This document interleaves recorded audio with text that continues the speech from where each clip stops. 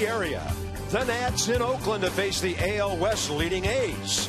Tanner Roark and Sonny Gray get it started at pitcher-friendly O.co Coliseum.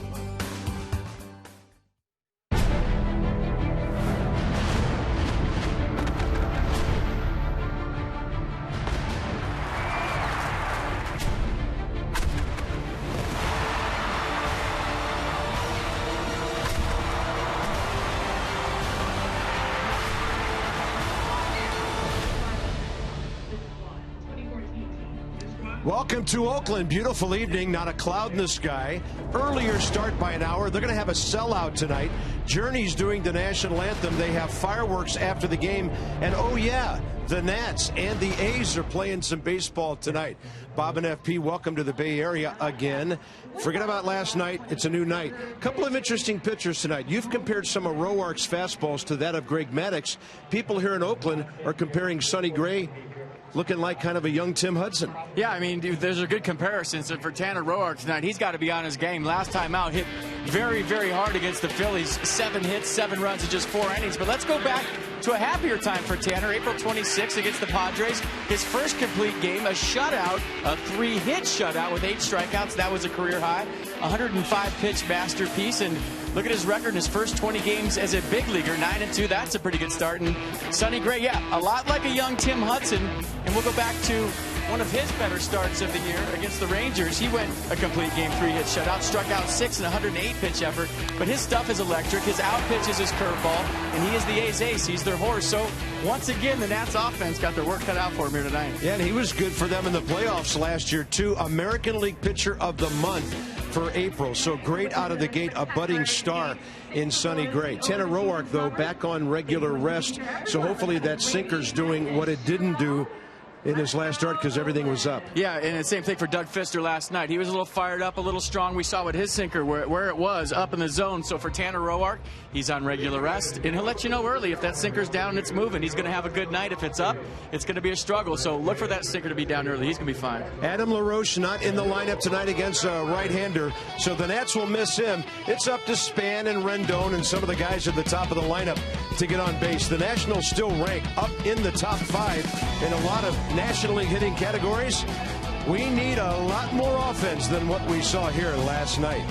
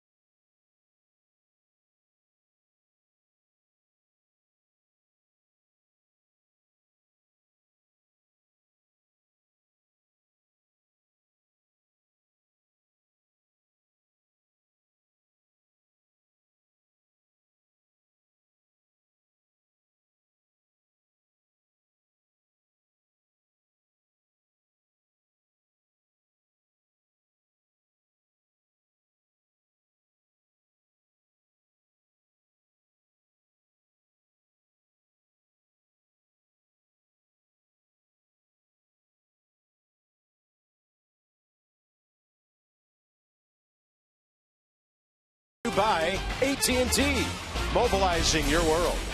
And by your local DC area Land Rover retailers. Visit DCAreaLandRover.com for special lease and finance offers. Right across a crystal clear blue sky here.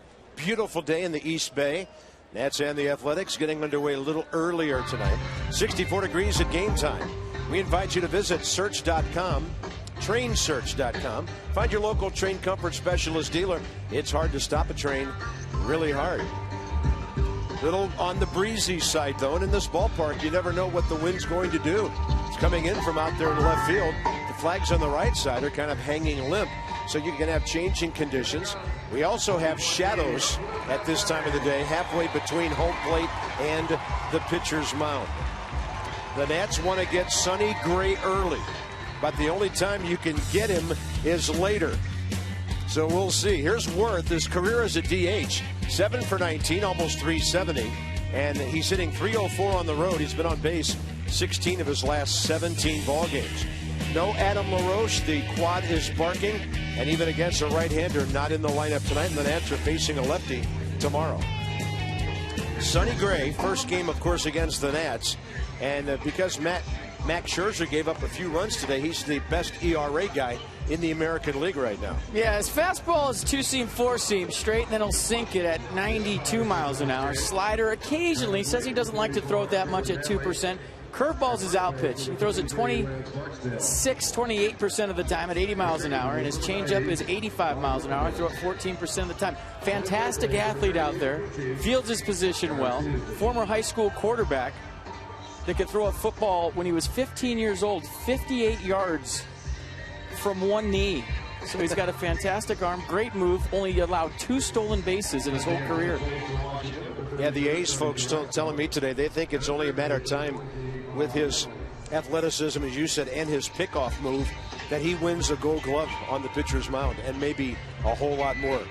A 4.76 ERA in the first inning over his career. That's the highest of any inning. And a 269 average against in the first inning, the highest of any inning. So if the Nationals are going to get the A's ace, it's going to be early. It's got to be early.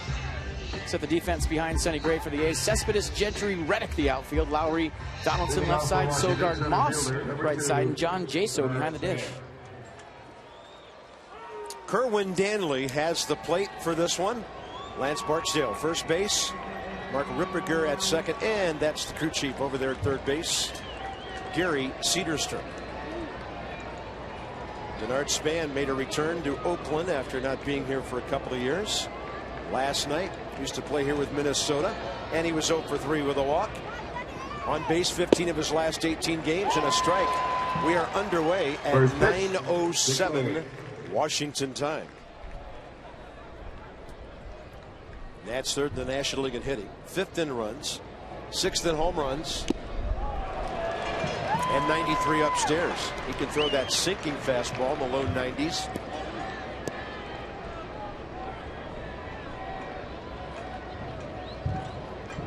Last year, the division series, very good against Detroit. Outdueled Justin Verlander in one of those playoff games.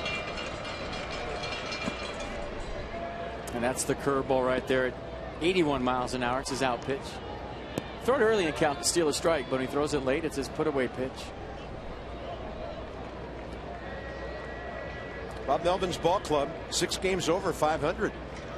A full 2 games up on Texas in the American League West. It's a 3-hopper out to Jed Lowry.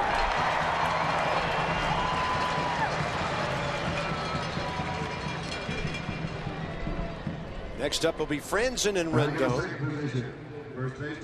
Nats have had a bit of a hard time scoring runs lately. Not that many innings with offense. Dating back to May 3rd at Philadelphia, that's a week ago, the Nationals have just scored runs in 5 of their last 45 innings at the plate.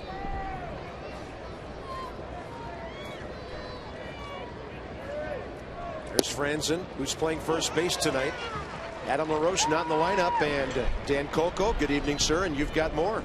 Good evening, guys. Adam LaRoche got an MRI today on that quad that continues to be an issue for him. It's gotten a little bit better from where it was when the Nats were in Houston recently on a road trip, but it still keeps kind of popping up. And Matt Williams said that it kind of started barking last night during the game when LaRoche was DHing. So the Nats are they gave him an MRI. They're going to await the test results there, and it's possible that he might end up having to go on the disabled list.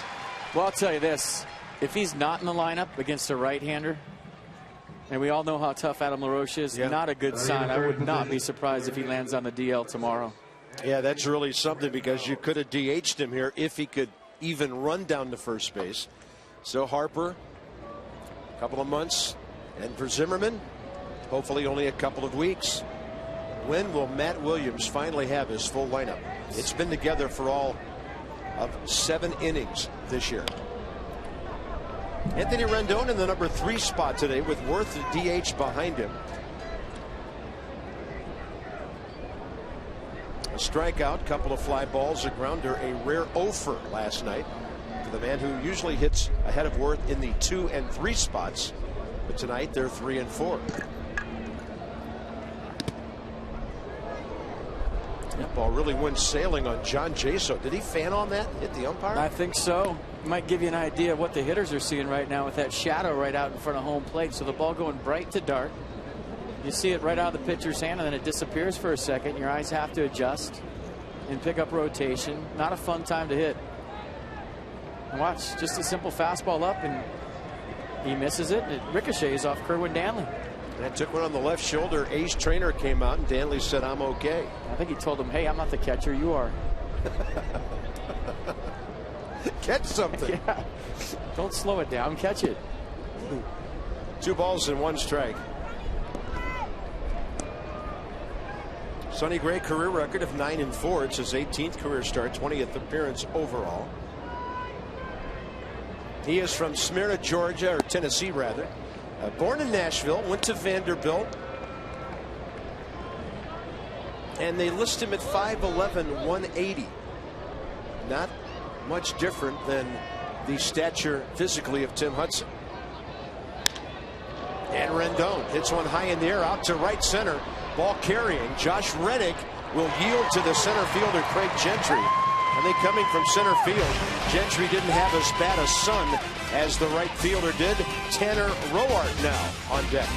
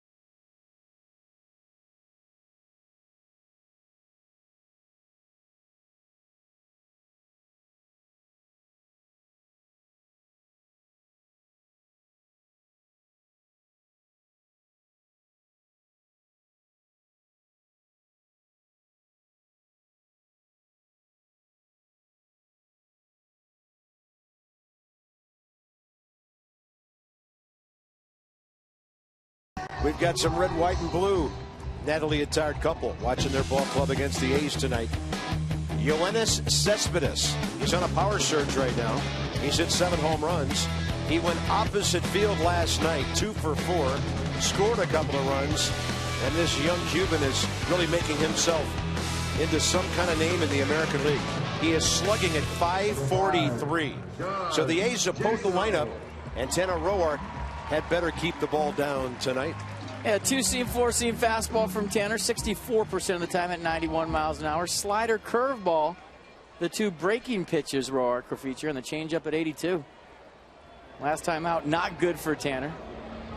Gave up 7 runs on 7 hits in just 4 innings against the Phillies. Struck out 5, walked 1 through 85 pitches. Nobody on the Athletics rosters ever faced him before, and it's ball 1. Going inside to the catcher, John Jaso. He was a leadoff DH last night.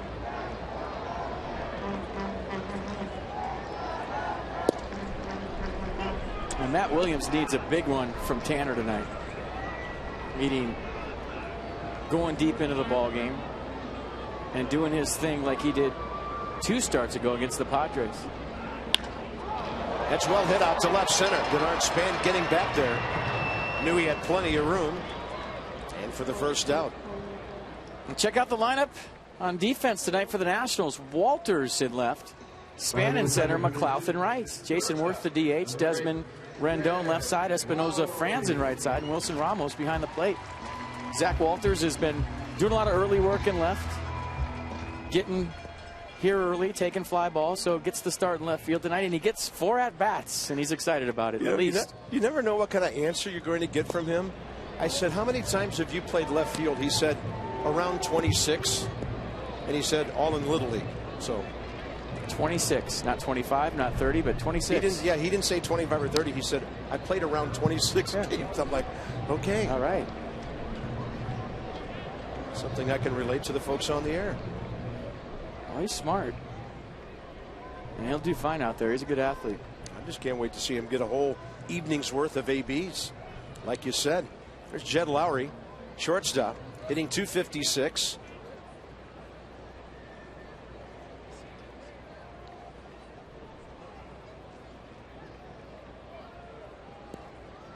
Danny Espinosa having a chat with Tanner Roark here. Well, Wilson Ramos took a foul ball right there, and everybody giving Wilson time. Let's check it out, see where it got him. Glancing blow on the arm. Yeah, hopefully it was the arm and not the hand. I asked him about that redirect last night, and he said it did miss his hand. It went down and got him right above the spikes on the right side, but he's flexing those fingers, and man, you hold your breath every time that happens. And a breaking ball that he blocks.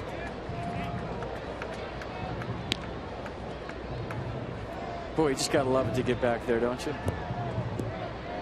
I know we say it a lot, but you know, watching games every single night, those guys just take such a beating. And it's not the obvious things either. Little things like that foul ball. That's a great run back fastball, and there that heater is that we talk about often with Roark. It's a good sign when he gets a K with that early. Well, down to the zone, and if Kerwin Danley gives him this all night, it's going to be a tough night for the A's. The run back fastball, when he's on, that's the pitch that I say he's a poor man's Greg Maddux, and he reminds me of him just with that front hip sinker. Good one right there. Not because it came back, because it was in the bottom of the strike zone, and that's where Tanner Roark has to live tonight against the A's. That'll bring in Josh Donaldson with 2 outs and the bases empty. He got that little scratch hit last night in a situation like this. 2 outs, bases empty. It led to a run because of Fister's error. And for Josh Donaldson, one of his 2 hits and 5 ABs last night. They are really touting this guy for all-star voting here. That is foul. That thing was hugging the line all the way down to the bag before Rendon picked it up. But Donaldson's 3rd in the league in runs, 6th in the American League in extra base hits, 7th in homers, and in the top 9 in runs batted in. Such a great story as we chronicled last night about the conversion from catcher to infielder 2 years ago. Simplified the game for him, and he's been fantastic ever since. He said as a catcher that he didn't get to play every day because Bob Melvin would platoon his catchers. He said right when he started getting hot, he'd have to sit because it'd be a day game after a night game. Now he's playing every game, as our graphic revealed. Yeah. Now he's a third baseman. He's playing every day. So he said his hot streaks are longer. Tough play for Rendon.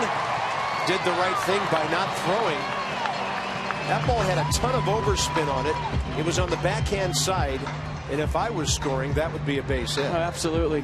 You see the hesitation by Rendon. He got caught on the in-between hop. Tried to pick it, didn't stay in his glove, and then, after he can't field it cleanly, Donaldson makes it easy. They're giving him an error on that? Okay. That's not a good call. Maybe they want the first hit of the night to be a clean one. Kind of like Texas? Yeah, go back and change it later. Kind of like that clean hit called an error in Texas last night. So here's the ball down low to Brandon Moss. If it stands, that would be Anthony Rendon's 5th error of the year. White out on standby for that one to get closed or changed later. Yeah, I got the single on my scorecard. I don't need white out. Watch. That's up and away to Brandon Moss, a dangerous left-handed batter with tons of power. 6 homers for him, 28 RBIs. And only 5 hitters in the American League have more batted in than him.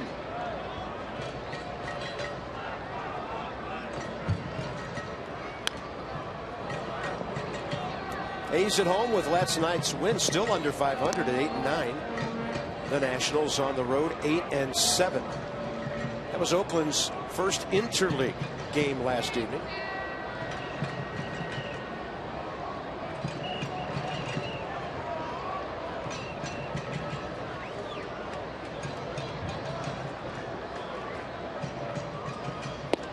Fastball right in there. 91. Good 2-seam front hipper. Started right at Brandon Moss, runs it back, gets the call. I like in the A's notes it says American League leaders in home runs since August 19th, 2013. And Brandon Moss leads with 18. But I like how they just picked a random date of August 19th, 2013. If you go back to the 18th or ahead to the 20th, through the lead. They're all kind of statistics these days that amuse me because they start on certain dates. Yeah. On August 18th, he's last. That's a busted bat.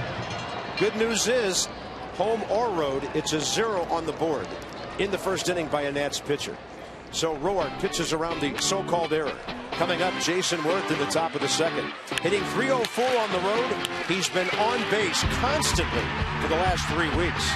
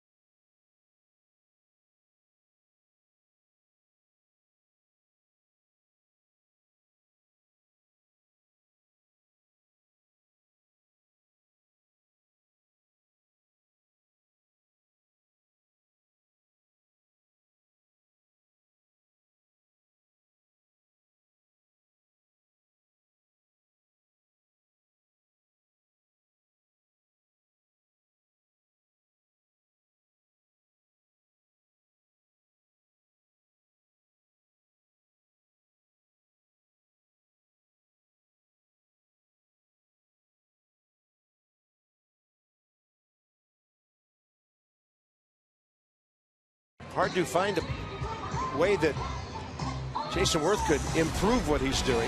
So don't stop improving. And Lowe's never stop. Look at what he did last year. Respectable at this point. This year, very good. On base percentage just under 400. He's been over several times. The slugging will go up as the weather warms up as well. So last 94 games last year, almost unstoppable Jason Worth. And he's brought that into 2014. And since August 19th of last year, he's first in everything. That's right. August 18th. Nope. He's last in everything. Last.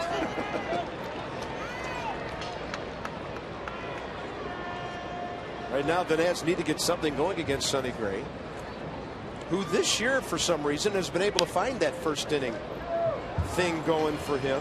His ERA in the first inning this year, 0.96. So he really had issues in his rookie year and has found a way to straighten that out.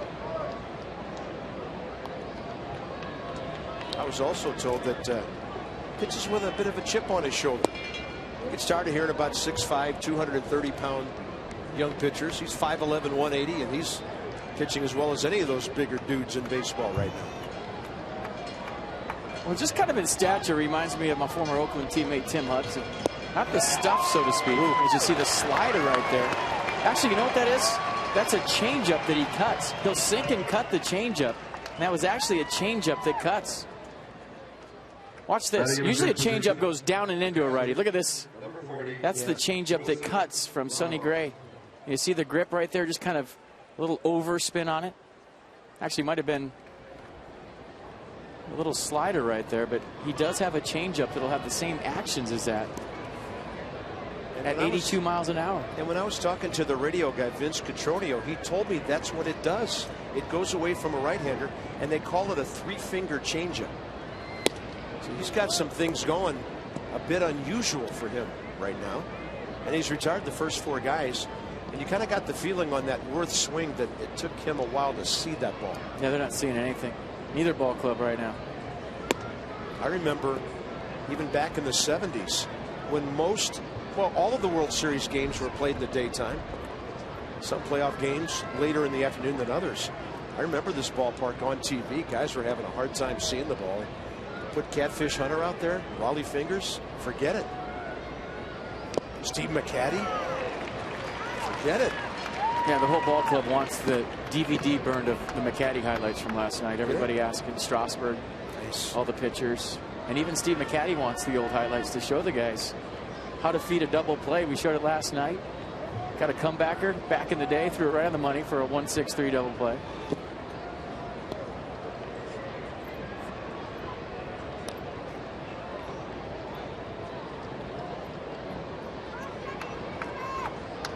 Ramos 2 for 9 in 3 games with an RBI.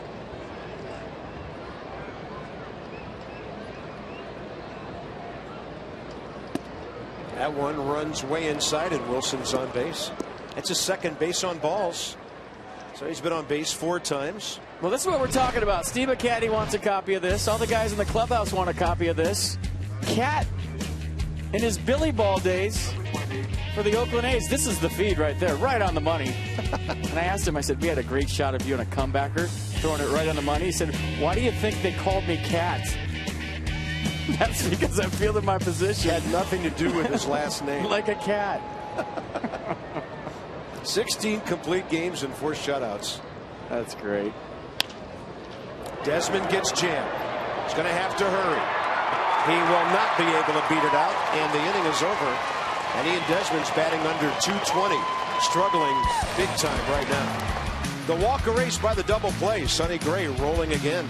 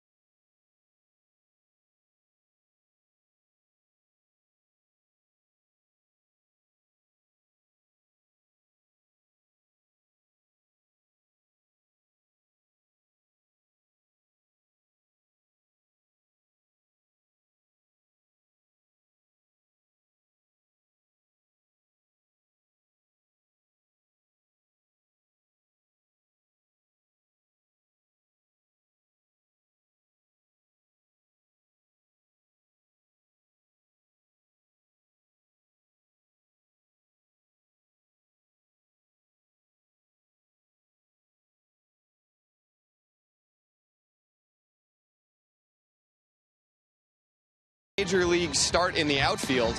And Walters had actually played only one game in the outfield in the minor leagues prior to getting promoted to the bigs. But I talked to Walters earlier about playing the outfield earlier today. He said he's pretty comfortable there. Actually, he's gotten on a lot of early work in the outfield recently, the last few weeks, as the Nats just try and make him as versatile as possible. But he also played every day in center field his sophomore year of college at the University of San Diego. He said that their starting center fielder went down with a broken hand the second game of the year, and he moved from second base out to center field and actually had a lot of fun doing it. So he's kind of looking forward to getting a chance to run around and catch some fly balls and be athletic out there. Tony Tarasco said Walters has a good skill set to play in the outfield. He's got a good arm, he's quick, he's athletic.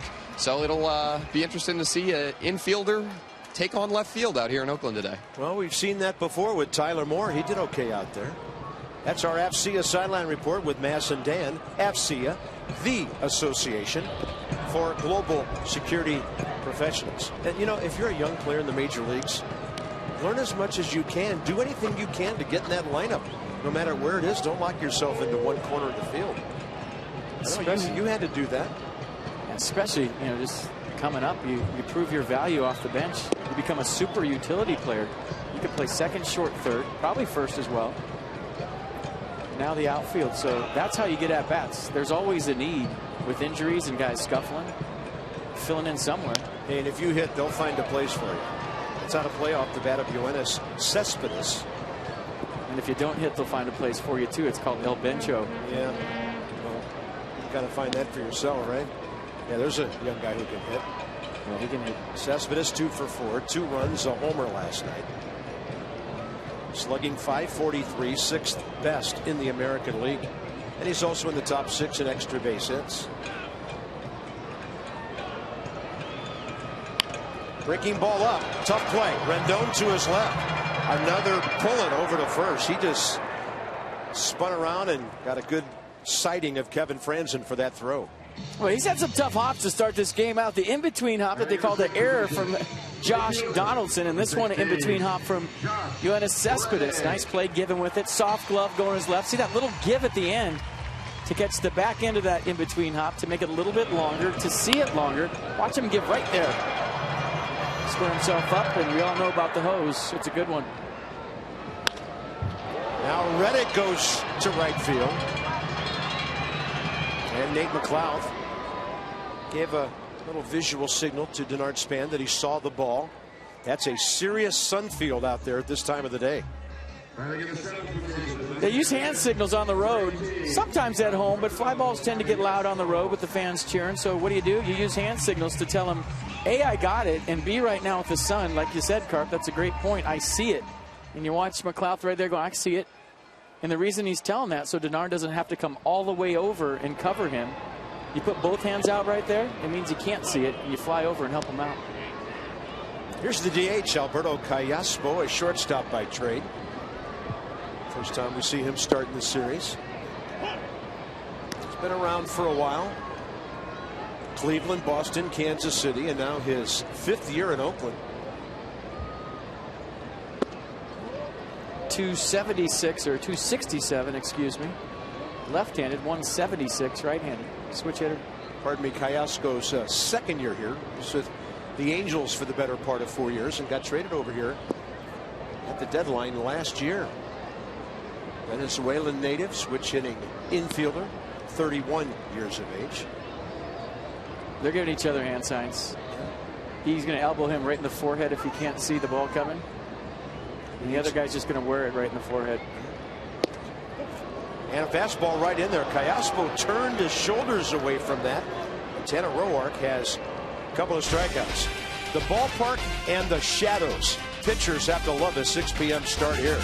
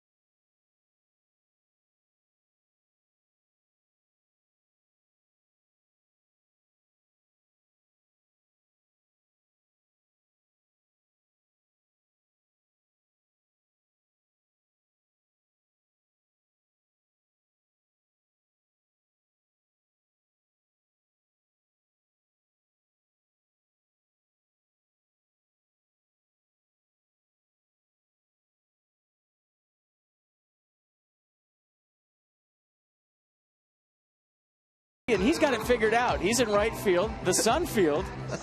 And I feel like if I was playing right field today, I would have that right on my head in the middle of the game. Well, we're always searching for the latest in technology. Speaking of heads, check out this one. And have to take on the New York Mets at 7:05 on Friday, May 16th. Get excited about the second bobblehead of the season. It's the Buffalo, folks. The first 25 grand will receive their Wilson Ramos bobblehead. And that mask actually goes on, comes off. You can smack them around with it, do whatever you want. The giveaway will be distributed at all gates while supplies last. Get your tickets by calling 202-675-NATS. It'll smack you around. That's up and away, top of the third to Nate McLouth. Yeah, I was one of those kids that just absolutely destroyed my toys. Bobblehead would have made it a week with me. Stuck firecrackers in it or something.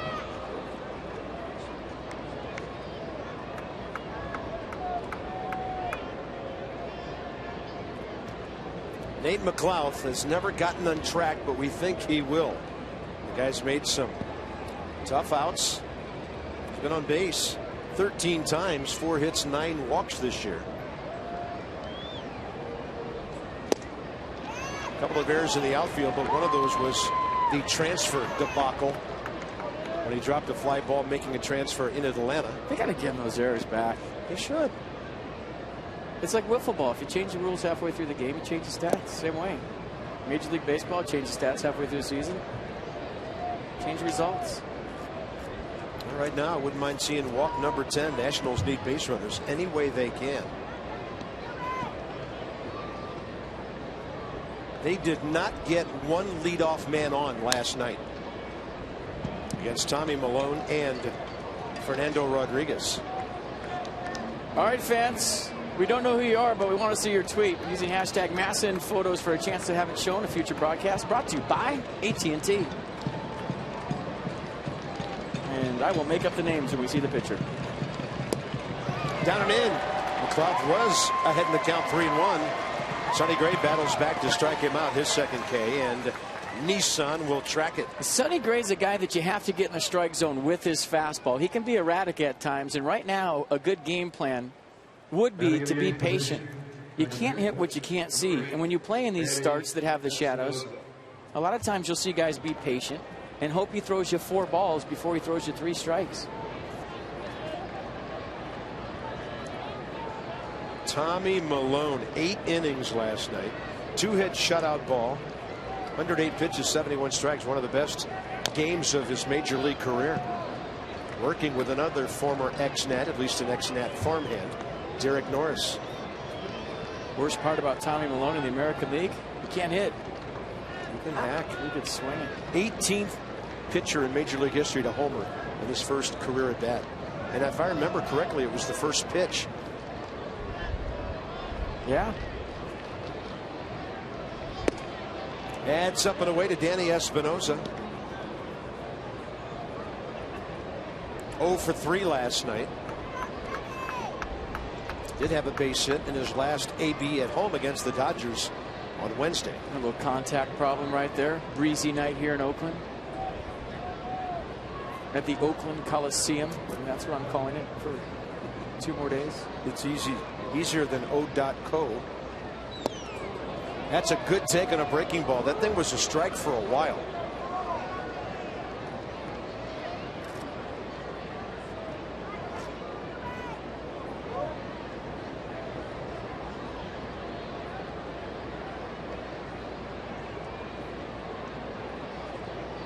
Pretty consistent from both sides of the plate. And a high fly ball deep right. And this ball is a see you later. Way up over that 15-foot wall, well up into the seats. And Espinosa's 5th of the year puts the Nats on top. And there goes the no-hitter in a big way here in Oakland. No-hitter gone, shutout gone.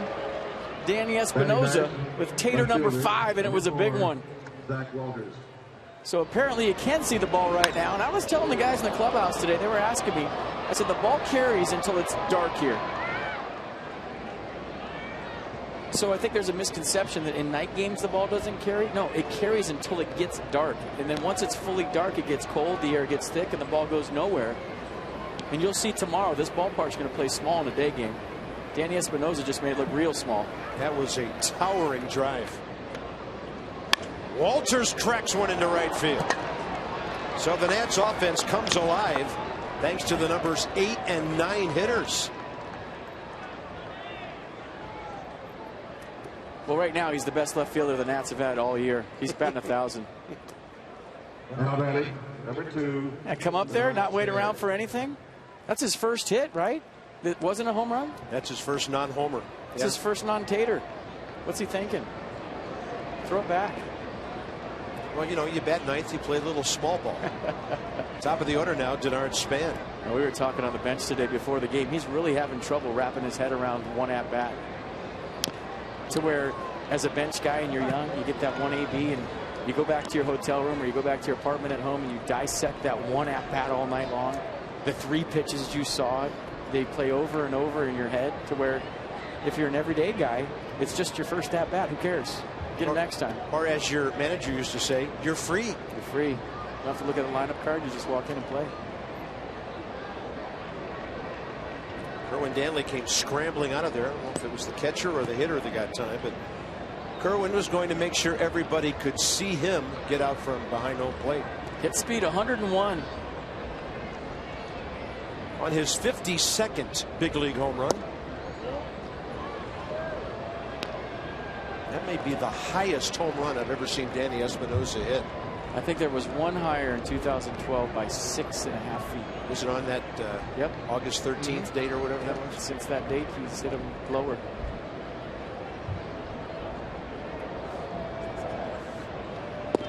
That's outside. 2 balls, 1 strike. All right, no more fun. Lock it up. Let's go. Tighten this booth up. Tighten it up.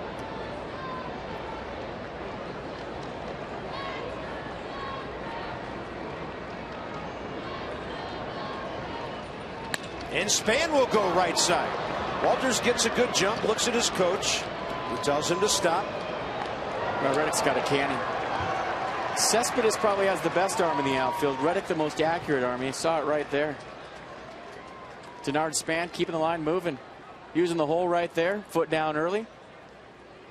So the shadows past second base, it seems like the Nats hitters are starting to pick up the ball better off Sonny Gray. And 3 hard hit balls in a row after the McLeod strikeout. Well, it's been a while since the Nats have strung a whole bunch of hits together. So Kevin Franzen steps in. Nats 10-5 this year when they scored first. Nats had 4 hits in the first inning against the Dodgers on Wednesday when they scored a couple of runs. So it took a while to string 3 together again. And that's a take by Franzen on a breaking ball low and away. Kevin Franzen likes to drag bunt. And right now Josh Donaldson is 5 steps behind third base. You've seen Franzen bunt with a runner on second and 2 outs. With Anthony Rendon on deck, it's not a bad play right now. And Franzen goes to left center. This will add to the lead. And Denard Span's going to come around and score. Henley waves him home easily. And Kevin Franzen makes it a 3-0 game. Like I said, he should bunt the ball right in the left center field gap and score 2 runs. Stay hot, Kevin Franzen. Just a center cut fastball from Sonny Gray. So the Nats making the adjustment the second time around. This one goes all the way to the gap, and Denard Span getting on his horse scoring from first base. And just like that against the A's ace, and a guy that doesn't give up many runs, a 3-0 lead early. That's huge. Kevin Franzen on his 3rd double just doubled his RBI total for the season. Well, Rick Shue been waiting for some offense. 4 solid swings in a row. Now he's got 2 of his best guys coming up, Rendon and Worth. 87, tight slider, cutter. Just think of some last-minute movement to that outside half. Well, Sonny Gray last time out against the Red Sox blanked him for the first 4 innings. That extended his scoreless streak to 14. He'd end up giving up a couple of runs in that start. But isn't it funny how this game works? Tommy Malone coming off a horrible outing last time out against the Red Sox. Sonny Gray coming off a 14-inning scoreless streak. And they got him for 3 early runs. So you're telling me Tanner Roark's going to be brilliant tonight? Roughed up last time against the Phillies. On a breaking ball, Rendon hits it to right. It'll back up Josh Reddick. Franzen, that ball dropped. Now he was making the exchange.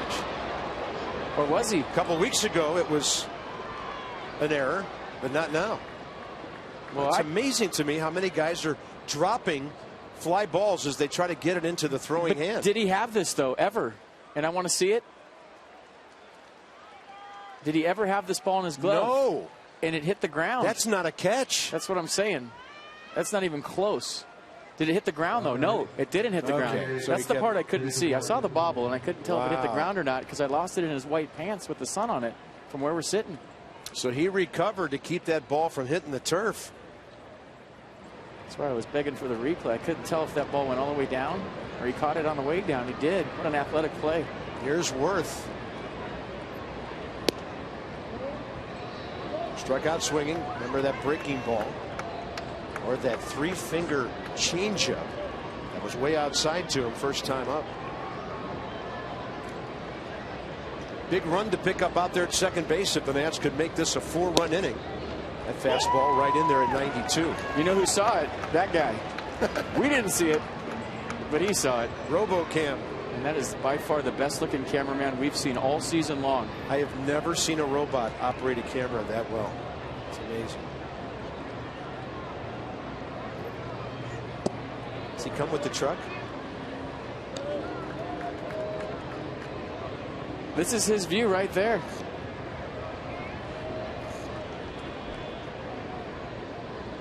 Oh. And that's what the camera saw. Right into the sun. Looked right into it. Now he's blind. Breaking ball. Ball gets away. And Franzen, who didn't go right away because he couldn't see it, makes his way to third on a wild pitch. Jaso tried to keep it close. Not a huge play with 2 outs, but a nice heads-up play by Kevin Franzen. And this is hard to see on second base. You see how the ball kind of squirts away? You lose sight of it based on the angle where you're at in your secondary lead. Watch Franzen hesitate. Everybody's screaming, go, go, go. Franzen reads it late, but it gets there safely. Well, you never know when that may take a pitch away from a pitcher. One of his out pitches in the dirt. And a breaking ball snaps in there, and it's 3-2 to Worth. It could be big, Bob, in the sense that Cespedes has a good arm, Reddick has a good arm, and if he was at second, you can throw him out. Plus, Kevin just likes to get dirty. He's got a good uni already. Ballpark making some noise now. And that is up and in and hits Worth. Fastball got him up on the shoulder area. First and third, 2 outs and a chance for Ramos. Sonny Gray not on his game tonight here early. And the scouting report was he can be erratic with a fastball, get him in the strike zone. And that's a perfect example right there. Had a big 3-2 pitch and drilled Jason Worth. Kurt Young, former Oakland pitcher, their pitching coach.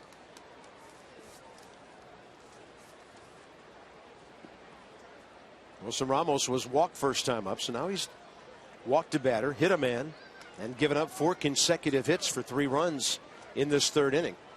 So 21 pitches in the first 2 and 27 so far here in the third.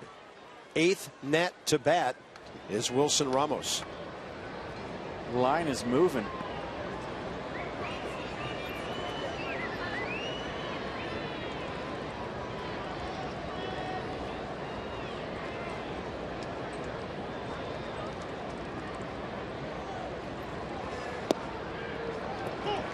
Breaking ball to the outside edge.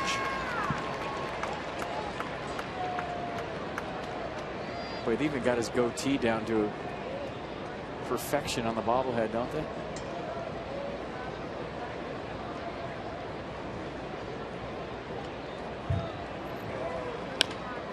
And a ball tapped right back to the mound.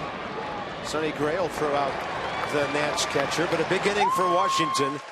With 1 out, it all started with a towering blast by Danny Espinosa out into right. Walter, Span, and Franzen would add 2 more. Batting ninth, left fielder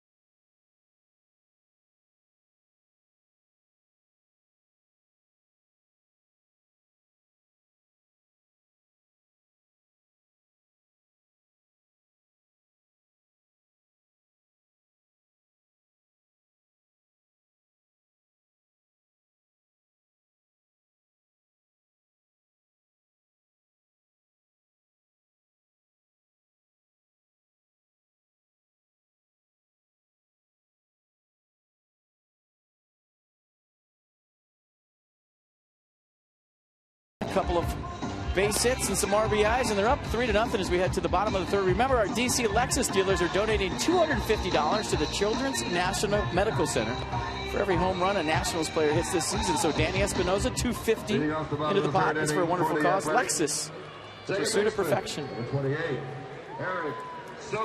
Danny Espinosa among the top 3 in the National League in terms of home runs by second baseman this year.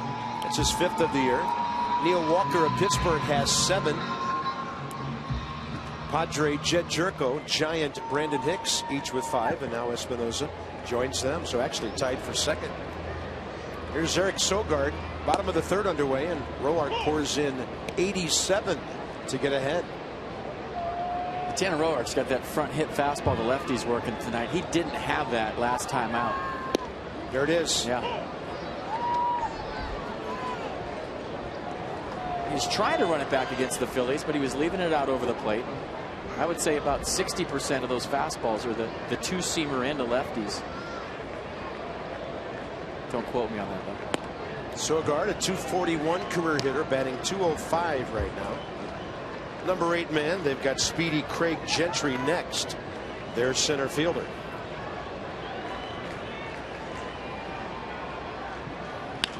On a pitch up, it's up in the air to left. Here comes Zach Walters. First major league putout as an outfielder. Does he get that ball? Is he going to keep it? Does a Major League Baseball authenticator guy put a sticker on it? No, he's going to make a diving play or go over the wall for that. All right. Tanner Roark, as Jeep takes us inside the numbers, has struggled on the road. Career on the road as a starter and a reliever. 5-2 with a .407 ERA in 11 games, but he sure likes Nationals Park. Here's Craig Gentry, who's hitting .283.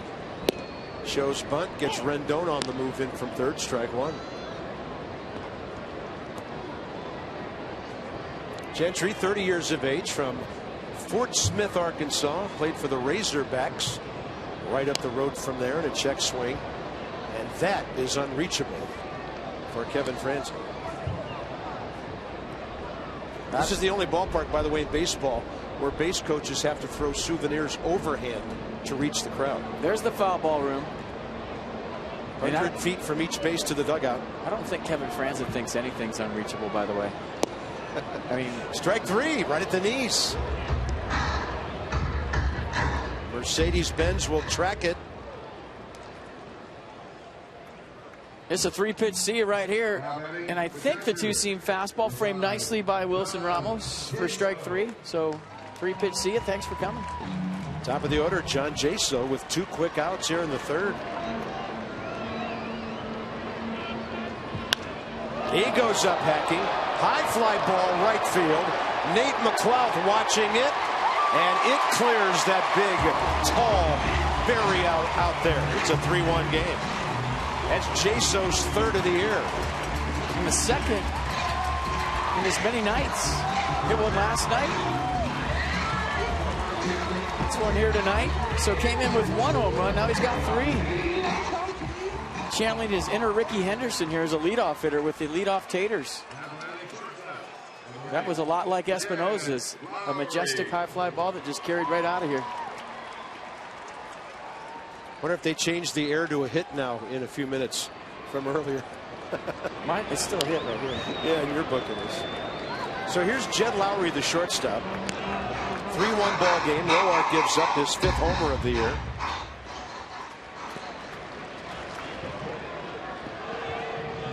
Lowry's hit a couple.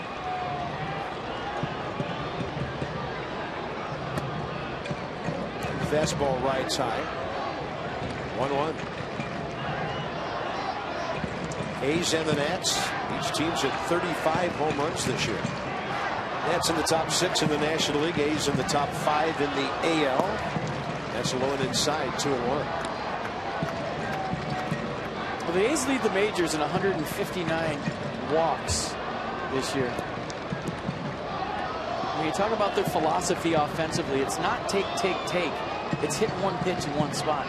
And if you don't get that pitch, you wait for that pitch. They teach it at the minor league level. So I think there's a big misconception about the whole Moneyball thing to where, hey, we're going to take a lot of pitches, we're going to work walks. No, you're just looking for one pitch in one spot. If you don't get it, you take it. And a line drive. And you can see Nate McLeod's sunglasses all lit up out in that sun field. Long ball by Jaso. It's 3-1 Nats after 3.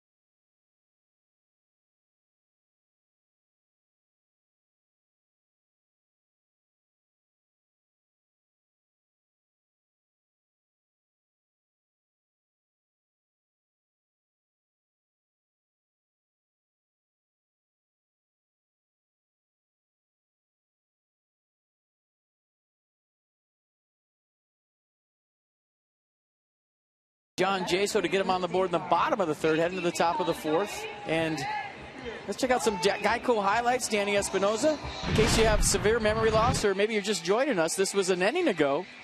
And Danny Espinosa checked in with a bell-tie fastball right in the outskirts, kind of the outer areas of his neighborhood power zone. And he knew what to do with it. A high fly ball, his 5th home run of the year, 9th RBI. And it put the Nats on the board. That was tagged. Top of the fourth, here's Ian Desmond to lead off. Ian bounced into a 6-4-3 double play first time. He was 0 for 3 with a walk last night. So even though he's not collecting a lot of hits, he's still been on base 14 games in a row.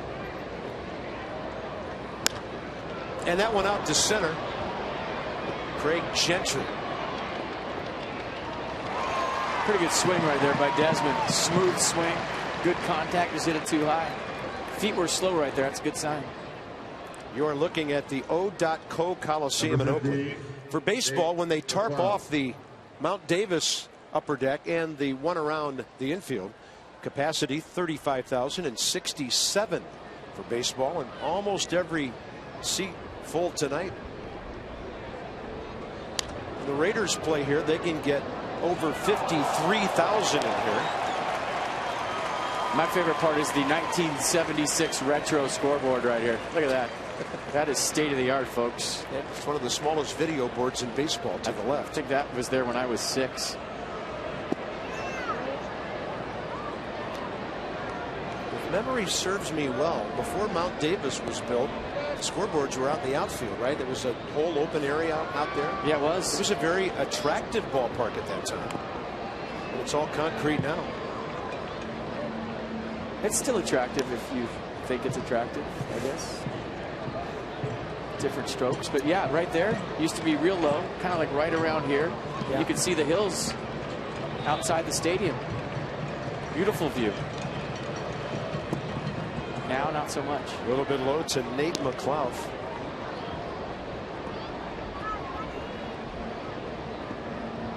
Nate needs a feel-good knock.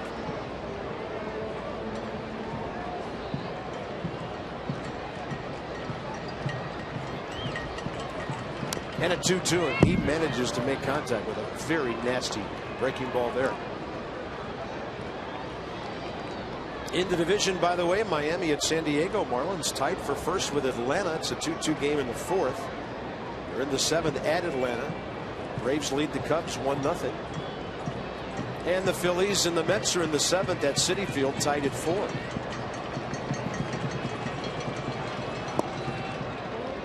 And a good take. Counts full, 3-2. Atlanta 19-15. Miami 20-16 in a virtual tie. Nats a half game back.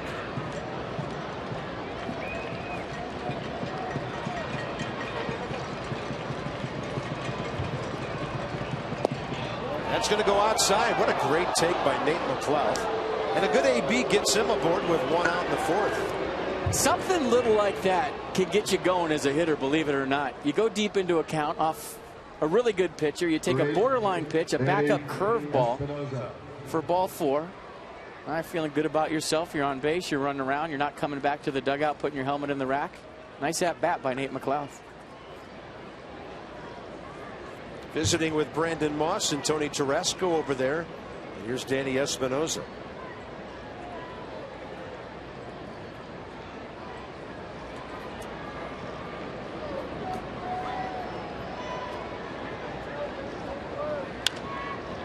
That time that was in on his hands. Donaldson and Lowry. Shortstop's got the angle. 2 outs. For the Cheever and you, PNC Bank, with our minor league report. Let's check in on Nick Pivetta out of Victoria, British Columbia. Big kid at the age of 21, playing at Hagerstown. It's a paisan. Call him up. Let's go. The numbers are good. The record, the ERA. And here's Zach Walters, who singled sharply to right field. First time up. First time a hit of his did not leave the yard this year. Keep in mind, with 2 outs, Nate McLeod, good speed at first. And that's off speed for ball 1.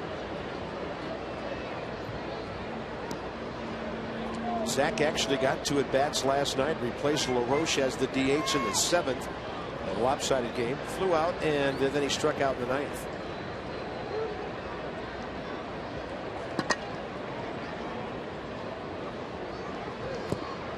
And he swung at ball 2. Nate McLeod has 129 stolen bases in his career. He's only been caught 23 times. So when he goes, he makes it. And the reason he makes it is he studies opposing pitchers' moves.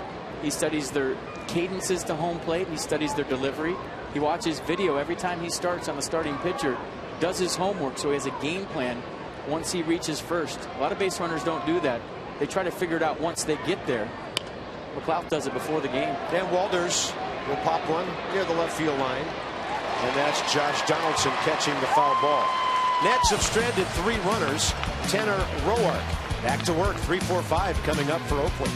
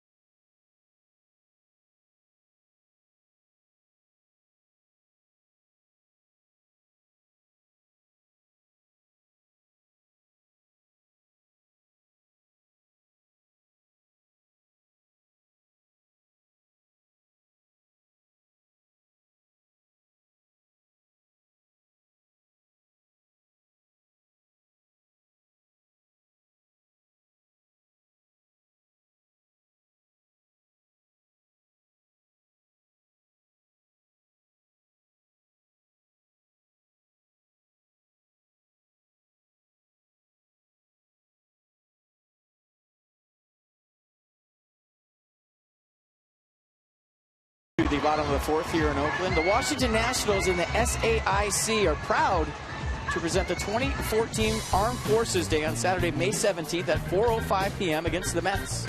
Come salute our nation's members of the military and first responders who put their lives on the line every day to protect our freedom. And this is cool. SAIC will provide American flags, which will be distributed to fans as they enter the gates before each Patriotic Series game. For more information, call 202-675-NATS or visit nationals.com/tickets. And I'm going to have to wear my red, white, and blue flag tie that day. Yeah, holidays are coming up. Memorial Day, one of the first signposts of the season at the end of this month. Then the All-Star break about a week or so after the 4th of July. My late grandfather gave me that tie, and he served our country in World War II in the Navy. On the hands of Josh Donaldson. That's not going anywhere tonight. Bernard Span has it. Next up, Brandon Moss. Now batting first baseman, number 37. And he bounced out unassisted to Kevin Franzen first time.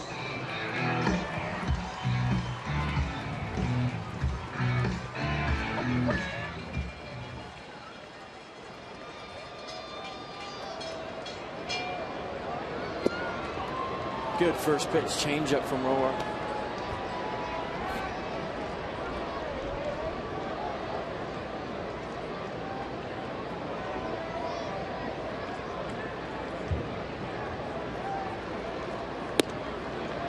Has just been consistently throwing that fastball in on the left-handers. Nobody able to get extension yet. Jaso got a long fly ball out of here to right. For the most part, he's been jamming pretty well. That's going to be low with 89.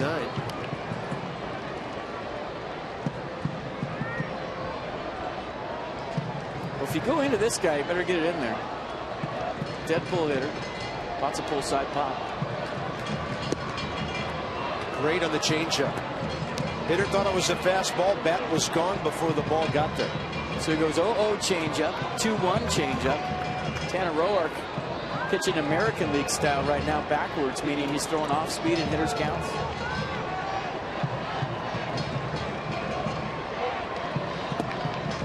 And that's close. Ramos held it there. It's a good pitch. Let's see what Nissan has to say about this two-seam front hit fastball. Was it high enough? Nissan says yes. And it goes off speed again and way out ahead, Brandon Moss. Last time the Nats saw this left-handed batter, he was with the Pirates. Started his career with the Red Sox back in 07, Pittsburgh 08, 9, and 10. 5-game cup of coffee with the Phillies the year after that. And he's been here in Oakland since 2012. 21 homers, 30 homers, and who knows how many this year. But Roark gets him for his 4th strikeout. Did not pick up the changeup right there from Tanner Roark. Filed that one away for maybe later in the game in a big at bat. So finally got him, but all 3 swing throughs were with the changeup to Brandon Moss. Great pitch right here. Look at the release point, arm speed, way out in front. It'll bring in Yoenis Cespedes. Hit a hot shot to the left of Rendon first time up. Anthony speared it and threw him out.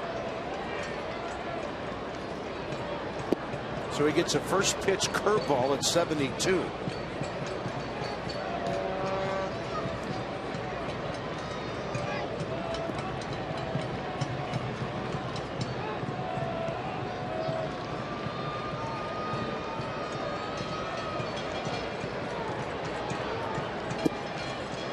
Now 44% of strikeouts, Carp, have a swing and a miss somewhere early in the count, to where it's such an advantage for the pitcher if you can get a hitter to swing and miss early.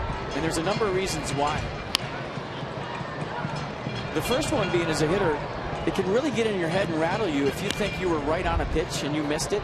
And now you have a tendency in the heat of battle to overcorrect in the course of an at-bat, to where if you swing and miss early, it's in your head. And now you're making adjustments, and the pitcher really has you on the defense now because you swung and missed early in the count. So it's key for pitchers for me to throw their best pitches early to get a swing and a miss, whether it's with your out pitch, whatever it is. Because when it's that high of a percentage of strikeouts that start with a swing and a miss, why wouldn't you try to get a bat missed early in the count. And I love the 0-2 pitch up and in, and then the put-away pitch down and away. Great sequence by Tanner Roark in a 1-2-3 fourth inning. Second time he's gotten the A's in order tonight.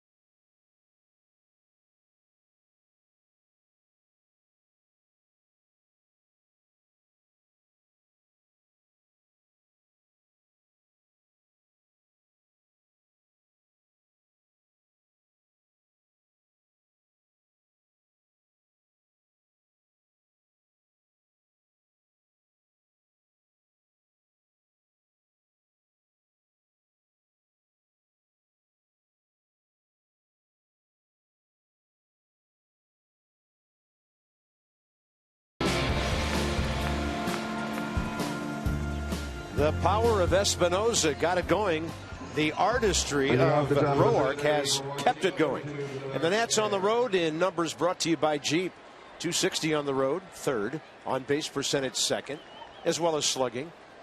On base percentage plus slugging, first. And they've hit their 20th road home run tonight. So 35 homers on the year, 20 of them away from Nationals Park. Well, that makes sense because Nats Park has played huge so far this year because of the cold weather in April. And that's in fewer games. 20 at home, only 15 on the road so far.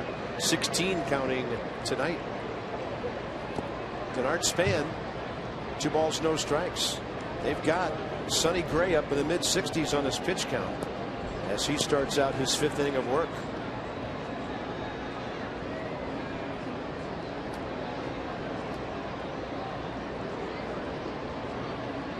Span, Franzen, Rendon, top of the order for the Nats. And Span lines one right at his counterpart, Craig Gentry. The Nats Live free post-game concert series lineup has been announced.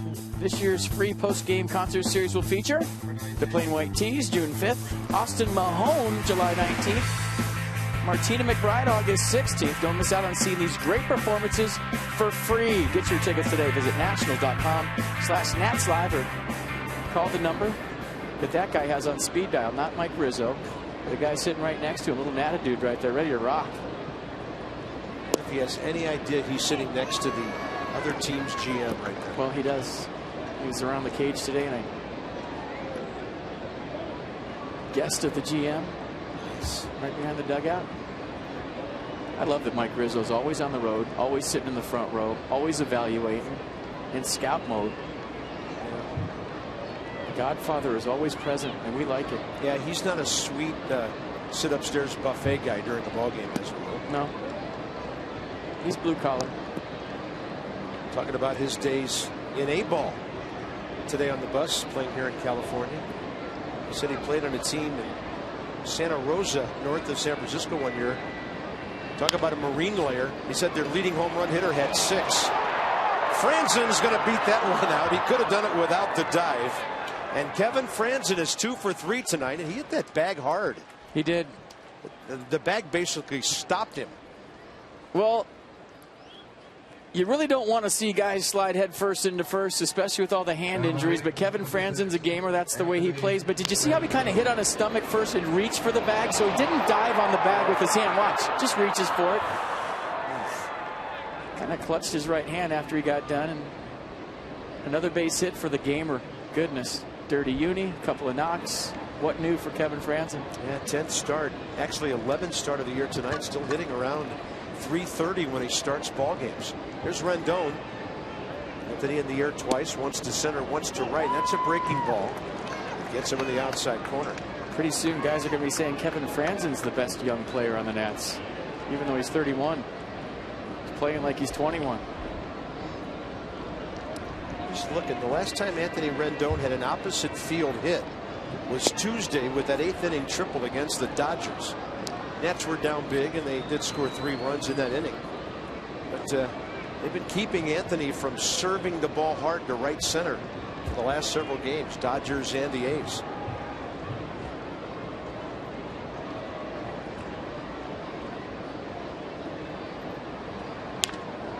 That's off the end of the bat. Outfielder broke back, and that's going to fall. And a good read by Franzen, heading for third if he makes it, and he's not going to. Kevin Franzen thrown out at third base for the second out of the inning. Rendon did make it to second. He thinks he's safe, and there's some coaches looking back at the phone in the dugout. We might have a review. The throw beat him. There was no doubt about that. And up by 2 runs, excuse me. Kevin Franzen taking a gamble, and Matt Williams is going to turn the umpire, and we'll check it out on the replay. Good deke by Gentry, but Franzen wasn't buying it. And let's see what he got.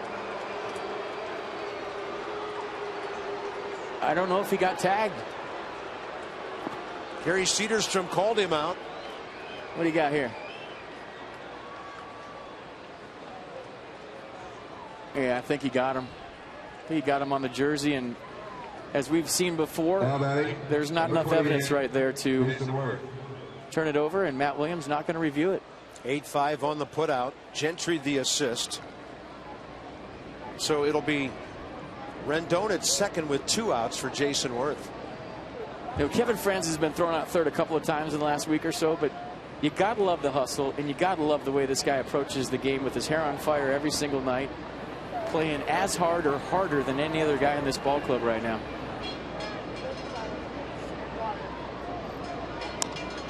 And Worth just had a hit taken away from him on a good reach by Sonny Gray. So the inning unravels in a hurry. That's a couple of hits, though. They've left 4 and lead by 2.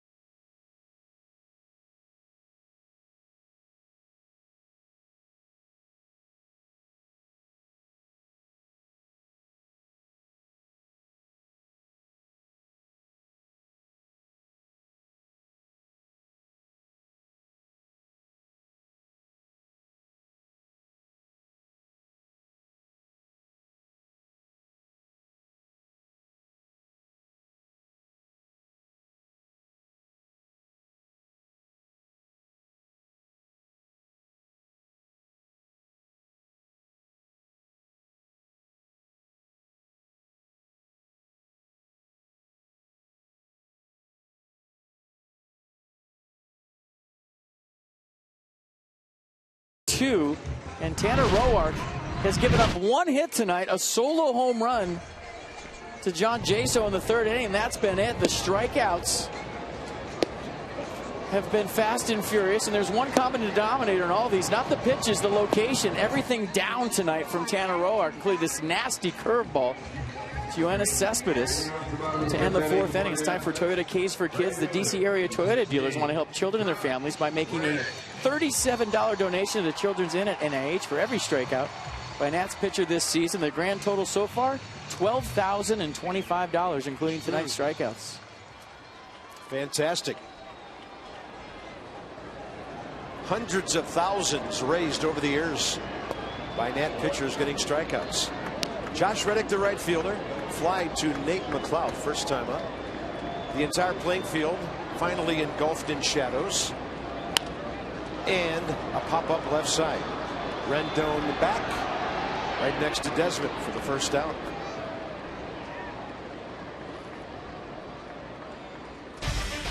Tomorrow, 4 o'clock DC time, the former Athletic, it's Gio against left-hander Scott Kazmir. And then Monday, Jordan Zimmerman, Josh Colmenter in Arizona, Steven Strasburg, Bronson Arroyo on Tuesday. Wednesday day game, Doug Fister, Brandon McCarthy. And then the guys will be coming home for a long, long stretch. Sunday fun day with Gio. Join us. Gio Show pulls into his old stomping grounds.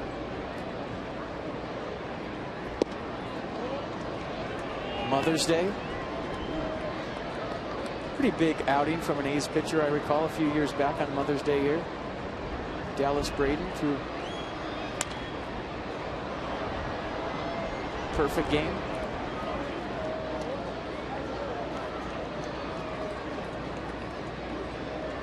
Yeah, wear your pink tomorrow. Breast Cancer Awareness Day, too.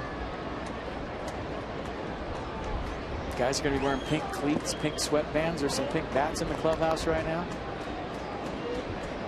She's ready already.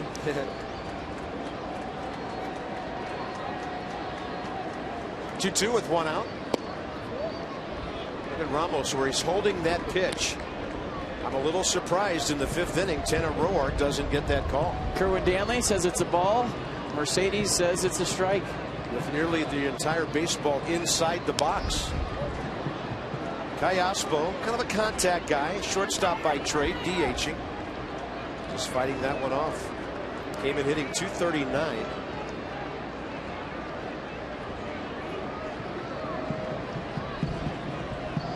Target in there again. Why not? Pops him up. Anthony Rendon checking his surroundings. Nobody near him.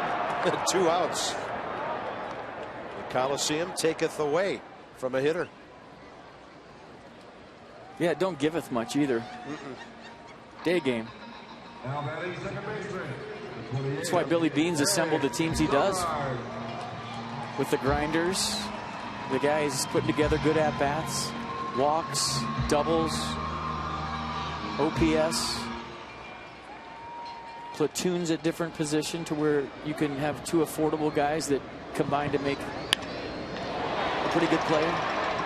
Right at Denard Span, 1 pitch to Sogard. And Tanner Roark has retired 7 in a row and 13 of the last 14. No cable cars in Oakland, but plenty across the bay.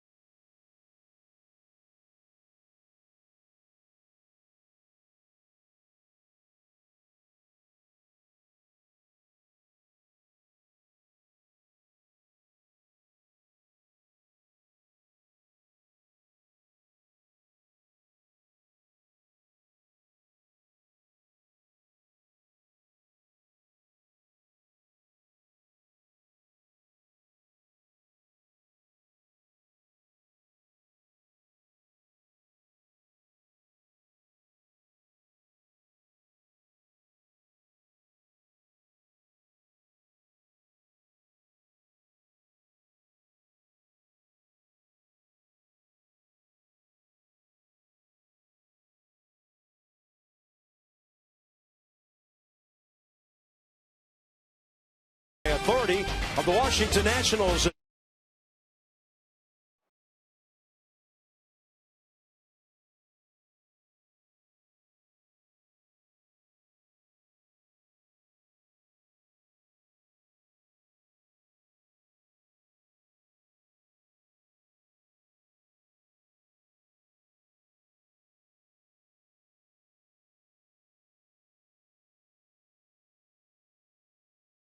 Telecast is presented by authority of the Washington Nationals and may not be reproduced or retransmitted in any form.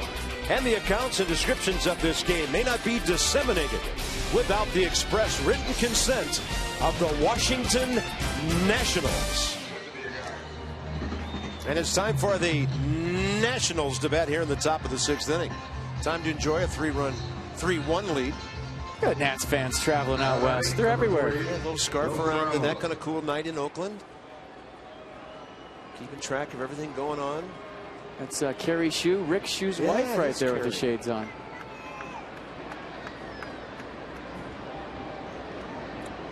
She's telling her friend, watch out for this guy. Wilson Ramos can hit the ball hard. And the lady says, yeah, but Josh Donaldson can pick him at third. That's not what they're talking about. 1 out here in the 6th. Check out this play by Donaldson. A number of web gems last night. Slow roller, made a sliding play to his left, and that time gets a one-hop seed from Wilson Ramos and stays soft. And the former catcher, turned third baseman, can absolutely pick it over there with the best of them. I think Beltre is going to have to retire. The best third baseman in baseball defensively is Nolan Arenado from Colorado. Yeah, he's doing some heavy hitting. You know, you were talking about the A's and their American League leading .341 on base percentage. Colorado's is .351, and they have 11 runs on the board tonight. They beat the Reds in Cincinnati 11-2. It's all without Michael Kadire either. They're missing some big guns in that lineup, and they're getting it done.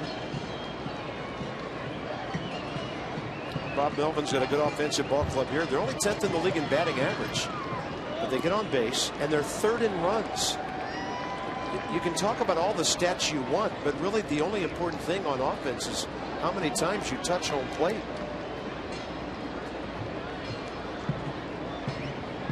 Somebody asked me who the best defender was in the National League the other day, and I said Troy Tulowitzki.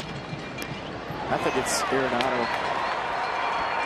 He's one of the best third basemen I've ever seen. Yeah, we don't get to see much of him at all, so he's next to Tulowitzki. The way the Rockies are hitting would be okay with me if they cool off before the Nats staff ever sees those guys. And we'll be in Colorado right after the All-Star break. So here's the box tonight. Kevin Franzen, the star of the night, with that 2-run double after Danny Espinosa got things going in the 3rd with his 5th home run of the year. Nats 6 hits. They bunched them into 2 innings. 4 in the 3rd when they scored 3, and then 2 more in the 5th. And here's Nate McLeod, who's 0 for 1 with a strikeout and a walk. Top of the 6th. Asking for time as Sonny Gray was about to get into his delivery.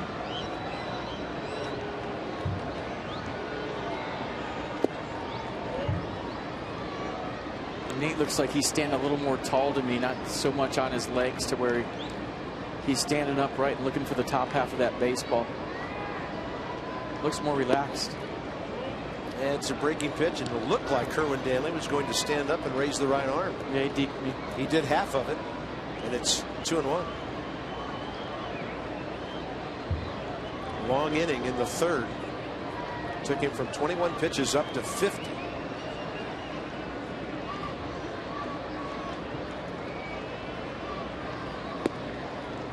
That's a fastball that gets a call.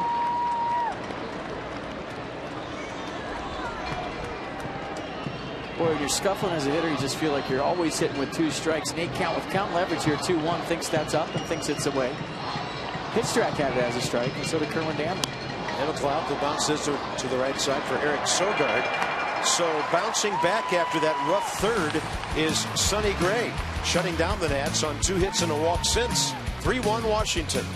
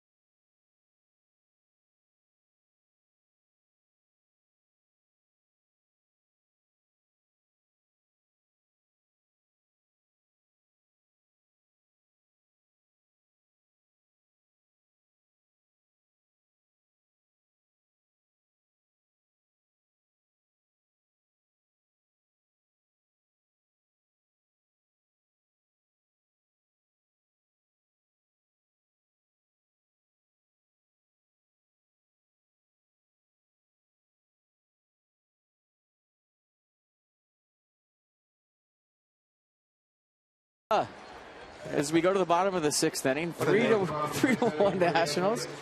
You can bring your group to the ballpark, folks. Group gatherings at Nats Park this season. The bigger your group, the bigger your discount. Check out nationals.com/groups for more information on group theme nights as well as additional group experiences or benefits. Or call 202-675-NATS. Tanner Roark back to work.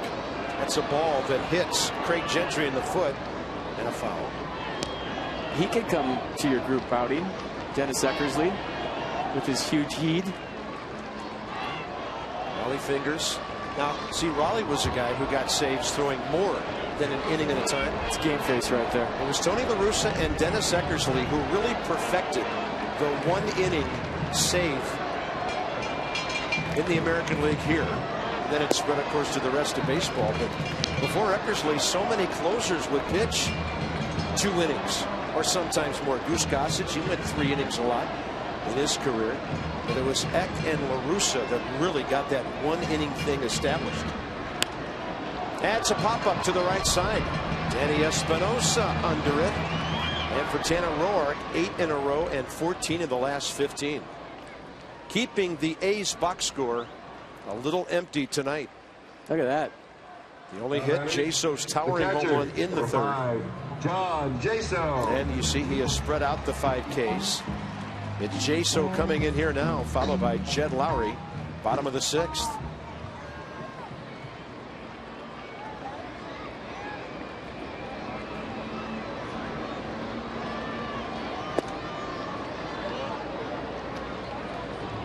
Jaso actually hit the ball hard first time up too. He lined out to Span.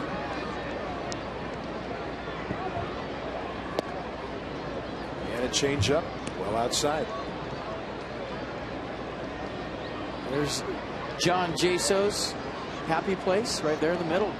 As 99.999 of major league hitters. There's this one guy that played 30 years ago that doesn't like it there. Can't remember his name. Vladimir Guerrero. Yeah, it's a good call. If we had that box on Vlad, how would you color it? Red in every quadrant? His power zone would be the whole screen, and maybe off the screen into your living room. 2-1 pitch. Ooh, just missing low. 3-1.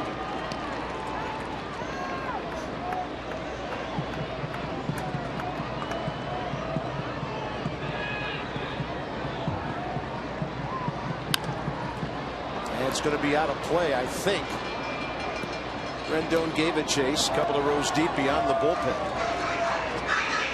From 3rd base to the bullpen mound is 75 feet. She's giving some serious knucks to everybody. Small right hand. Hmm.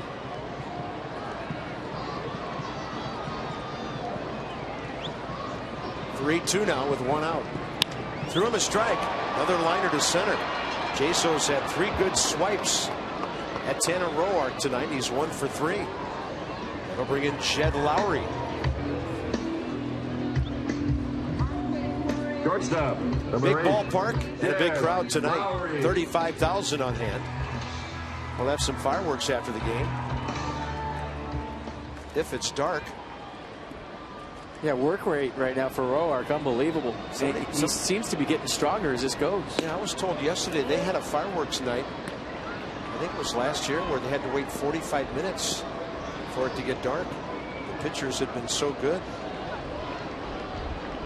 Roark doing his part, and that is a high strike call. Lowry turned away from it and stared at the umpire. The count's 1-1 here. And we'll take a walk, see what Nissan tracks it. Probably top of the zone. Good frame by Ramos. Noticing again here tonight with Wilson, more fastballs than we've seen this year with other pitchers and other catchers. Short center, Desmond out. Here comes Span. Denard there in plenty of time. Another 1-2-3. 10 in a row for Tanner Roark. This one into the 7th. Both teams good late. We'll tell you about that. Ladies and gentlemen, it's time for the Stars Hall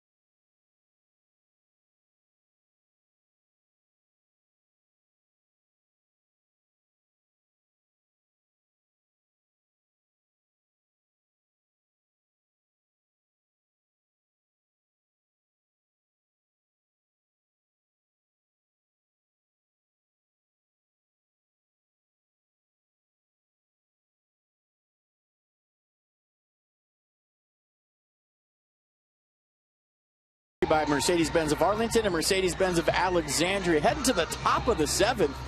3-1 Nationals. Danny Espinosa, solo tater, his 5th. Tanner Roark doing his thing. And how about Scrappy? I might just start calling him that. Kevin Franzen doing it all tonight. 2-run double in the gap. That put the Nats up by 3 at the time. And an infield single right here. Dives head first into first. And he's okay. So Scrappy getting it done with a couple of knocks, a couple of RBIs, and just all over the place and dirty once again. And how can you not love what Kevin Franzen has done here for the Nats early in the season? And if anybody gets on base here in the 7th, it'll be a Scrappy top of the inning. He's due up 4th. Espinosa, Walters, and Span.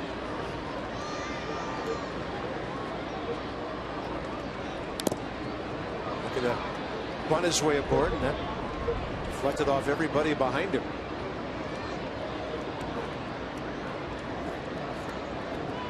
Danny Espinosa is hitting .255 right now. As you look at Sonny Gray and his season high 108, tonight 84. If he didn't have his 6 base hit bunts, I bet you his average would be flirting with the Mendoza line.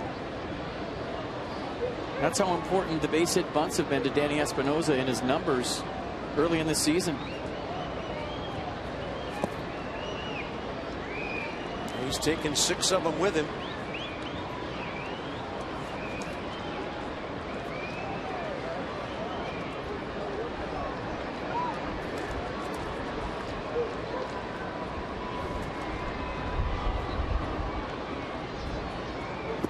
Nasty breaking ball. That was moving. Looked like he pulled it back. That's the changeup that cuts at 81. It's amazing. Have that kind of action.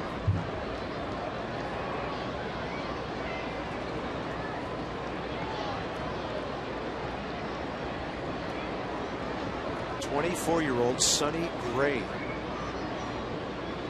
Drafted by the Cubs originally, didn't sign, went to Vanderbilt. Signed with the A's in the first round, 18th player overall just 3 years ago.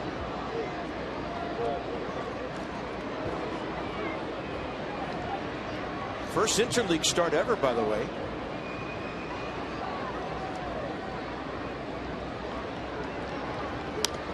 And Espinosa will foul one, just 2 hours left. Including the postseason last year. Coming into this one, 3 runs or fewer in 10 straight starts. So what the Nats have done against him tonight, pretty significant, just getting 3. Tanner Roark's only thrown 76 pitches in 6 innings. And the luxury that a manager in this league has, the American League, you don't have to hit for a guy who gave up 3 runs early and now is pitching very well. You can kind of let him go until he reaches what you think is his pitch limit. That's his first strikeout since the 3rd inning, his 3rd of the game. Remember, Mercedes-Benz on the pitch track, the 3-2 pitch to Espinosa. Looks like it might have been the curveball from Sonny Gray. First strike 3. Tough to tell his curveball and his changeup. They're both the same speed, and sometimes they both act the same. Zach Walters, if I've noticed any pattern on him, he's a big league hitter, and some of these have been pinch hitting appearances, and guys will do this. First good one he sees, he's wailing.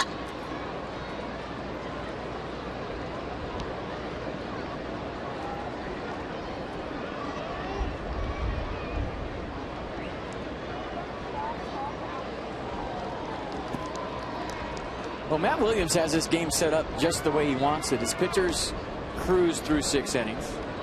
But to me, the 7th inning, regardless of what happens here offensively for the Nats, is the key. When you talk about Donaldson, Moss, and Cespedes coming up, 2-run ball game. You have your bullpen set up the way you want it. Any trouble, you'll see Drew Storn in the 7th. Tyler Clippard for the 8th. And if the score stays the same, Rafael Soriano for the 9th. So even though just a 2-run lead, the bullpen down there is locked and loaded and ready to go. Yeah, Detweiler and Barrett used to mop up the last 3 innings last night, a one-sided ball game. And Walters up the middle, getting behind that one. Eric Sogard, and on a close play, Walters is out. I mean, the wind is really whipping in the ballpark right now. It's so funny to watch the Nationals dugout. Every time there's a close call, my head swings right to the dugout, and you see three coaches looking to the phone. Are we going to check this? Are we going to appeal it? So every close play is like this in Major League Baseball, to where you see the coaches, clearly got him right there, all looking over their shoulder back to the phone. Sogard off balance throw, didn't get anything on it. Great pick by Moss on the back end, just to get Zach Walters hustling down the line with a hard 90. Here's Span.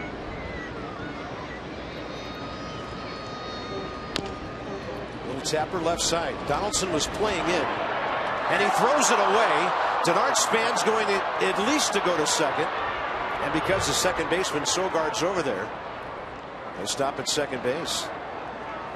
Nasty sinker right there from Josh Donaldson across the infield, and Denard Span in scoring position with 2 outs. Have to score that error, but watch Donaldson kind of take his time right here and throw a nasty two-seamer.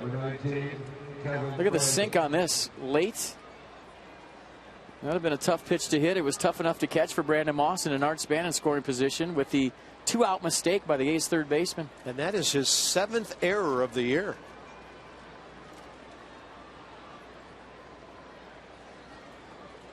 For you younger players, when you're throwing on the run, it's a lot easier to get that ball elevated from a 3/4 release point than over the top. When you're throwing on the run over the top, the ball has a tendency to go into the ground. So you see Ryan Zimmerman, Anthony Rendon, when they're on the run from third base, throw sidearm. That's so you can get elevation on the baseball and throw it chest high. Right there, Donaldson on top. Threw a dirty sinker to his first baseman. Meanwhile, Kevin Franzen keeps giving folks in the East Bay a reason to not like him. He was with the Giants for the part of 4 years. Luke Gregerson warming for the A's here. And now he's giving them plenty of headaches in this game tonight. 2 for 3 with a 2-run double. And that's a good breaking ball that drops in there at 80. Staying at home at his house in San Jose this road trip to Oakland. Went to San Jose State, local guy.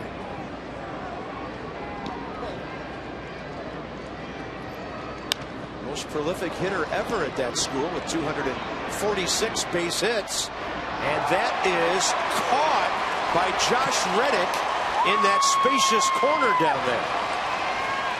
That'll be time to stretch for over 36,000 at O.Co Coliseum. Well, you see him look and check. It's his own ballpark. He knows that he's got about 3 steps on the warning track, and that's exactly what he took. Knew the fence was coming. Made a nice running catch right there to get his pitcher out of trouble right there. Hyundai's 7th inning stretch in Oakland. It is cooling off. The wind is whipping at the Coliseum tonight. And right now, the Nats with good hitters coming up lead 3-1.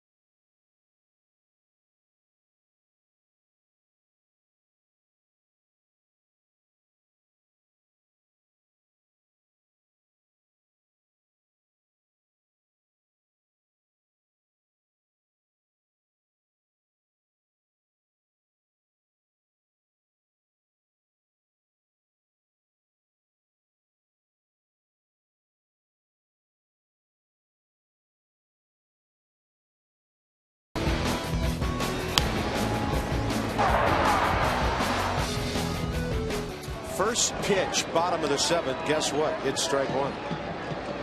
Roark, 77 pitches, 51 strikes. Works to Josh Donaldson here.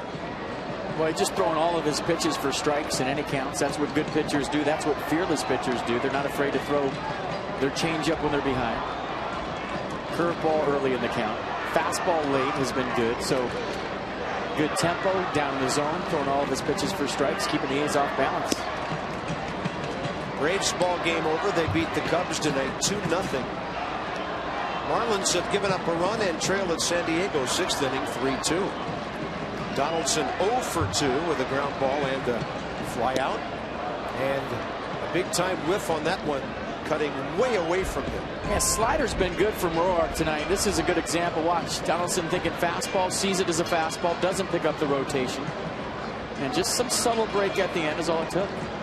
These are two of the best teams in baseball from the 7th inning on this year. That's a ball hit to left. Zach Walters right there. Might have battled the lights at the end there.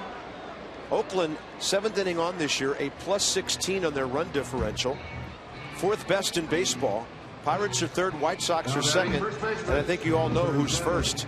The team Bob Melton is facing tonight, the Nats, at a +35 from the 7th inning on. So that's an interesting matchup of these two teams. Here's Brandon Moss. Strike one. They've been doing Red Bull IVs in the clubhouse, I've heard. And that's why they're so good late. Well, evidently we've taken a variation. And evidently these days nothing good happens before 9 o'clock. It's all after that.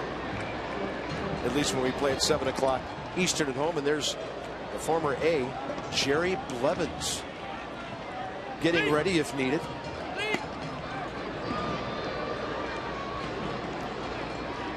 Thing in Roark's favor tonight in terms of lasting a long time in this game. He's had stress-free innings. 1 base runner in the first. Got Moss on a ground ball. Then the home run by Jason. He's been pitching off the full windup all night except for one batter. This one right at Franzen, playing near the line. 2 outs. All right, here it is. We promised you earlier in the game, and you've been on pins and needles waiting for it. The AT&T fan photo. That is Monica and Wendy from Northwest DC. There they are, Monica and Wendy. Nice to see you guys. Just totally made up their names. I have no idea who that is. Like the curly W outfit there. Yes, way to go. Here's Yoenis Cespedes.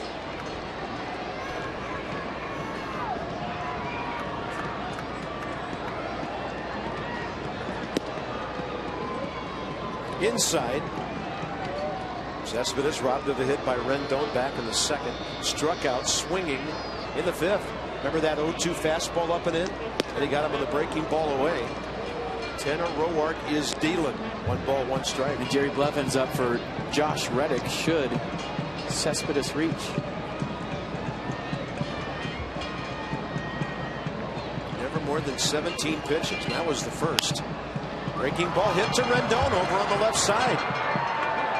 Another 1-2-3. 13 in a row and 19 of 20 since the Jaso home run in the 3rd inning. Rendon's ahead. So's the top of the 8th.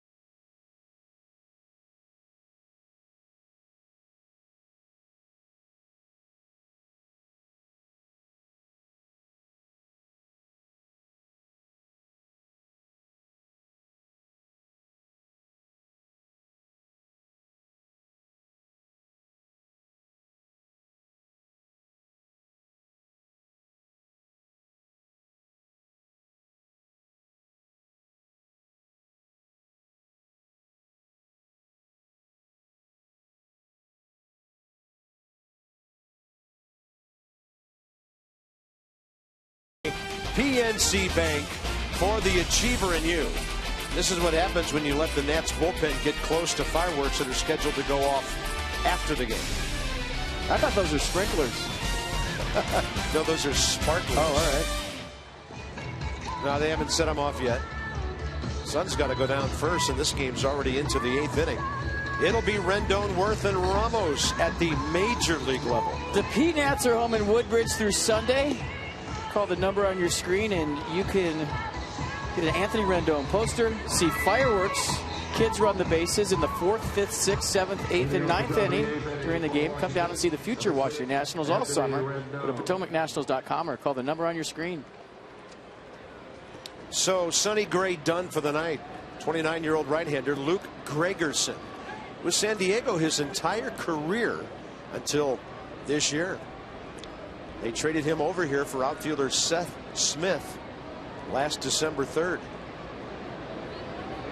See the batting averages. Right-handers hitting 200 against the slider from Gregerson. It's what he's known for. It's his best pitch.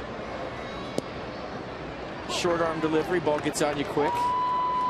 Throws that slider 46% of the time, more than he throws his fastball at 41. Occasional curve, occasional change to go with it. There's a slider. Yeah, it was a big break on that one and a late one on Rendon. Anthony, he said last time, dropped one into center field. Rendon is 0 for 1 career against Gregerson. Well, this is where you'd like to tack on a few more if you're the Nats and put this one on ice. Add on to that 3 you scored early. Yeah, against a team that has the 2nd best home record in interleague ball since 2010. A's are 27-11 here. Tigers 27-10 at Comerica Park. And Rendon not really close to any of those from Luke Gregerson.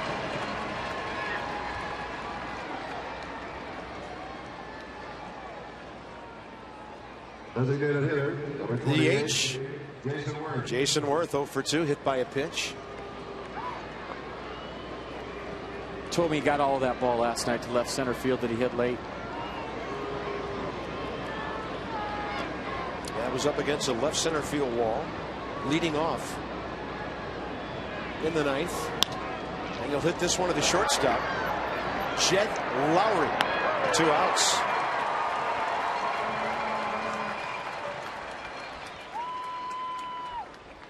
That'll bring in Wilson Ramos, 0 for 2 with a walk. MLB.Premium TV, the #1 live streaming sports service, is celebrating 12 years. Join the millions of subscribers and watch every out-of-market game live in true HD on over 400 devices.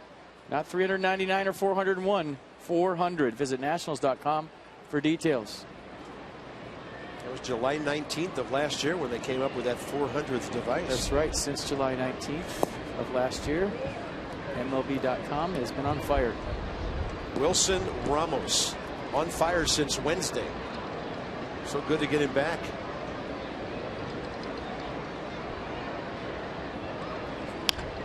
He's going to be reaching.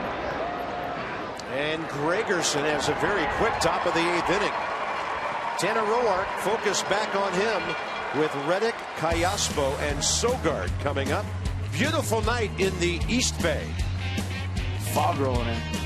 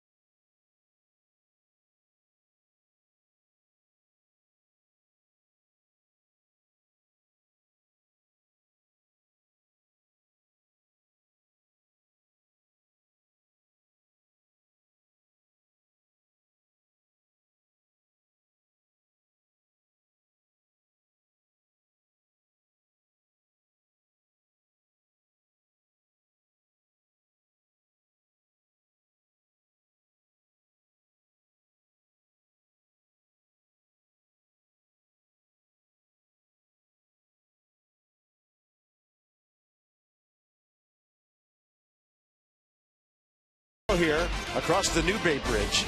Gio Gonzalez trying to win one for his mom Yolanda as he takes on his old ball club, the A's. He's 21-14, by the way, in 46 career games at the Coliseum. Left-hander Scott Kazmir's off to a good start, 4-1. Pretty good southpaw matchup tomorrow. 3:30, Johnny and Ray in the studio. That's extra. Mass in 2. And FP and I will join you from the booth at 4 o'clock. It's getting a little foggy at sunset over in San Fran. From the Masson Blimp, or dirigible as it was once called. Reddick, Callaspo, Sogard, and Tyler Clippard at the first sign of trouble here in the 8th inning. Tanner Roark is only at 87 pitches, 57 strikes. Tonight, Reddick, a fly ball to right and a pop up to third. Bullpen is fresh, by the way, FP, off day Thursday. Yeah, that's what I was about to say. Excuse me, Carter. Tough decision for Matt Williams right here. That's trouble. Goes scooting through. Danny Espinosa pulled up. I don't know if he thought Ian Desmond was going to get to it. Doubtful if either of them could have thrown out Reddick. Let's see what Matt Williams does. It might be decision time, but that's what I'm talking about with this shift. When guys are playing closer than their usual to each other, looks like they're kind of straight up right there. Ian Desmond gave up. He thought that was Espinosa's ball. Espinosa thought he might run into Desmond, and Josh Reddick, an above-average runner. I think the point is mute. He would have been safe anyways. Here's Callaspo. So evidently, at the second sign of trouble, it might be Tyler Clippard. This tells me that Matt Williams still thinks Tanner's throwing the ball extremely well. I mean, that's a ground ball. 10 feet either way, it's an easy out, but it just got through. Big crowd starting to make some noise here. Haven't had a whole lot to cheer about. That was only Oakland's second hit of the night.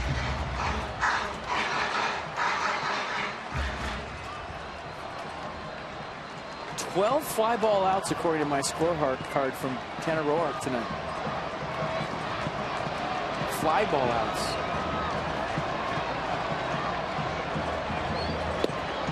Tried to swing that fastball back and it stayed inside. On a count of 2-1.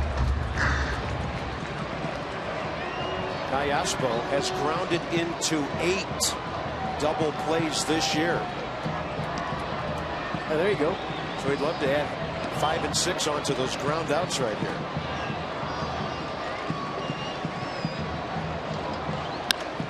Instead, in the air, it'll play. Span calling off Walters. Stay away, Zach. Man's one of the best center fielders in baseball. 1 out.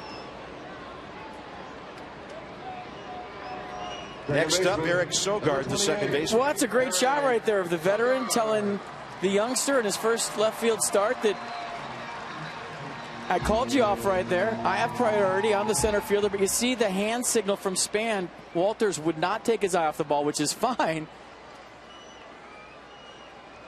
And Span saying, I got it, all right?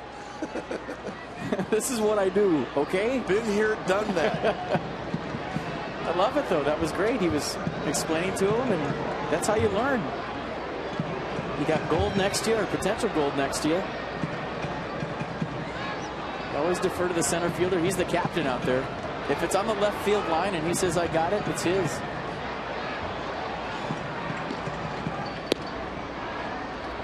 Partially squaring around, then Sogard's like a high fastball for a strike.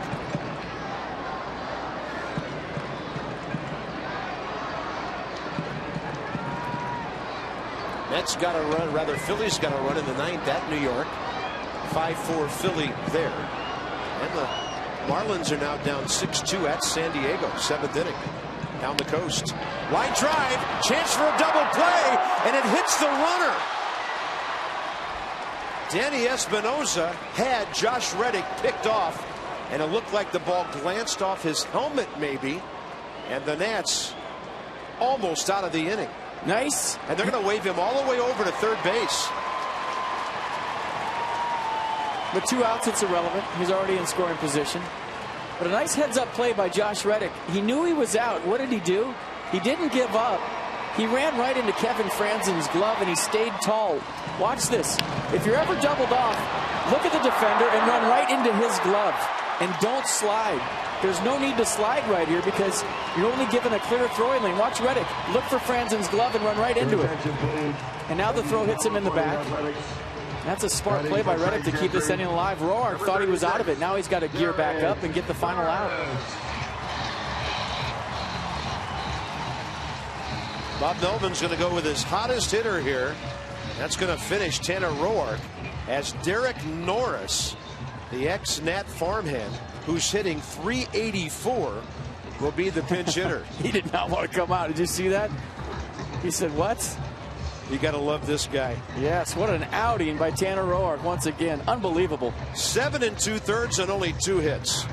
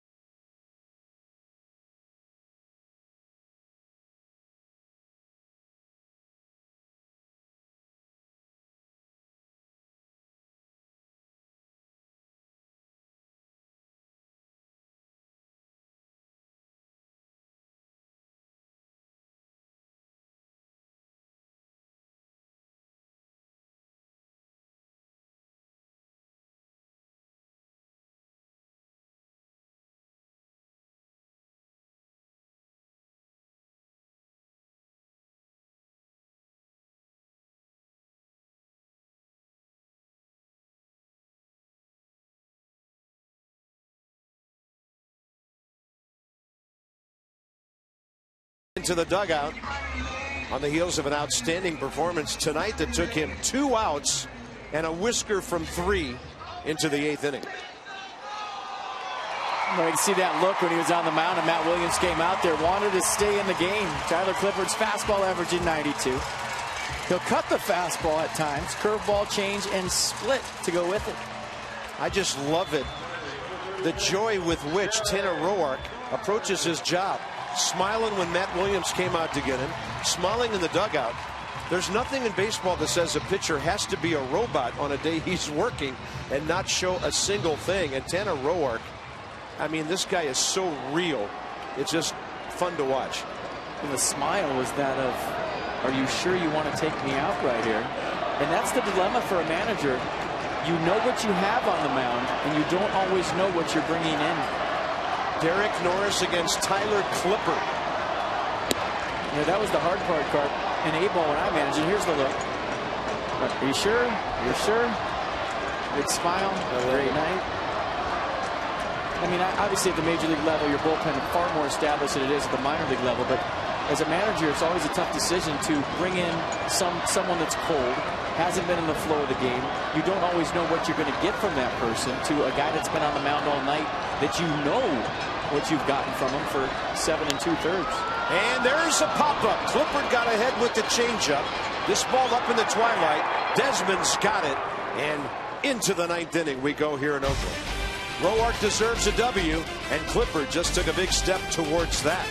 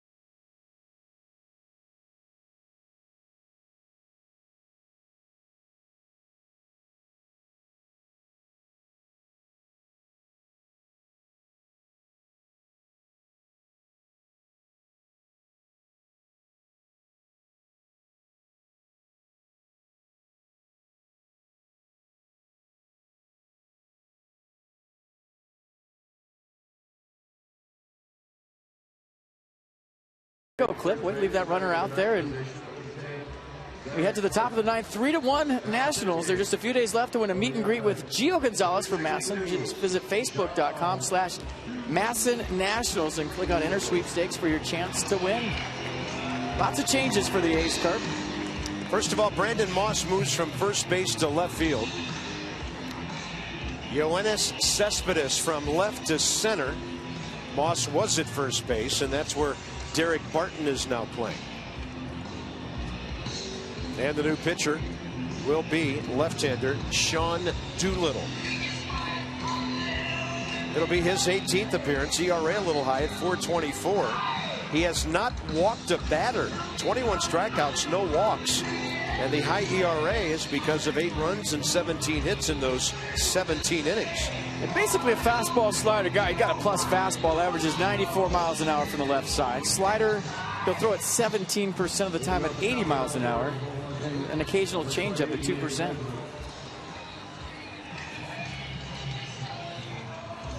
For the ninth, bottom that is, Soriano, and the A's will have the top of their order due up. Well, if you're Ian Desmond, this is a perfect guy for you because he hasn't issued a walk in 17 innings this season. The most innings pitched by a major league pitcher without issuing a walk. Gonna get a strike. Let it rip. A couple of the Nats who've played in the American League have faced this lefty, Lobaton, McLeod, and Span. First time ever for Ian Desmond. 0 for 3 tonight. Looked like a slider that stayed down and away. Doolittle 70 games last year, 3.13 ERA, 44 in his rookie year before that. A 3.04 earned run average. 27-year-old from Rapid City, South Dakota. Just to give you an idea of how that 17 innings this season without a walk shapes up to A's of the past. Dennis Eckersley from August 17th, 1989 to June 12th, 1990. 50 1/3 innings without a walk. Unbelievable. I know. How do you do that? And he's pitching in pressure situations in the ninth inning. Fastball by Desmond. 1 out, top of the ninth. Oh, that's just challenge heater at 95. Here it is. Hit it. Good old-fashioned country hardball. Number 15. Well, good luck, Nate McLeod. But as I mentioned, Nate has seen him before. 0 for 1.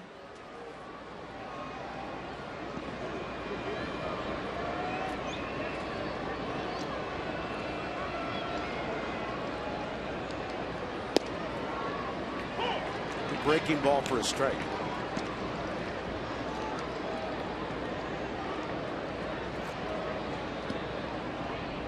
This might just be what Nate needs. Let it get deep, go the other way. Don't try to pull him.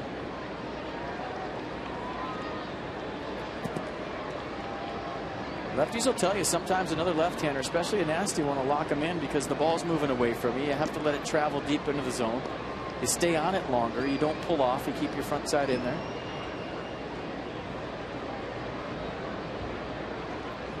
They do lead after 8. And a fastball by McLeod.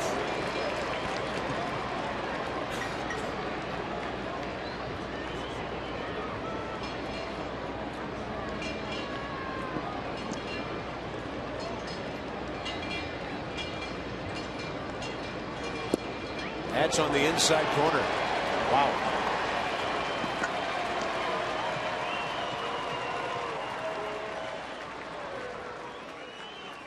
You see a couple right down the middle to, looks like a little cut to that on the inside. Good frame by Jaso.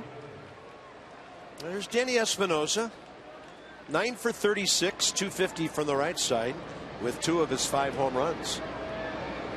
Left-handed, hit one out of here, a mile high and a mile gone to get the Nats on the board with 1 out in the 3rd. That's out toward the gap in right center, hanging up. And the center fielder, Cespedes, has it. Nats gone in a hurry. Here's Soriano trying to do the same to the A's, and they have the top of the order coming up. Bottom 9.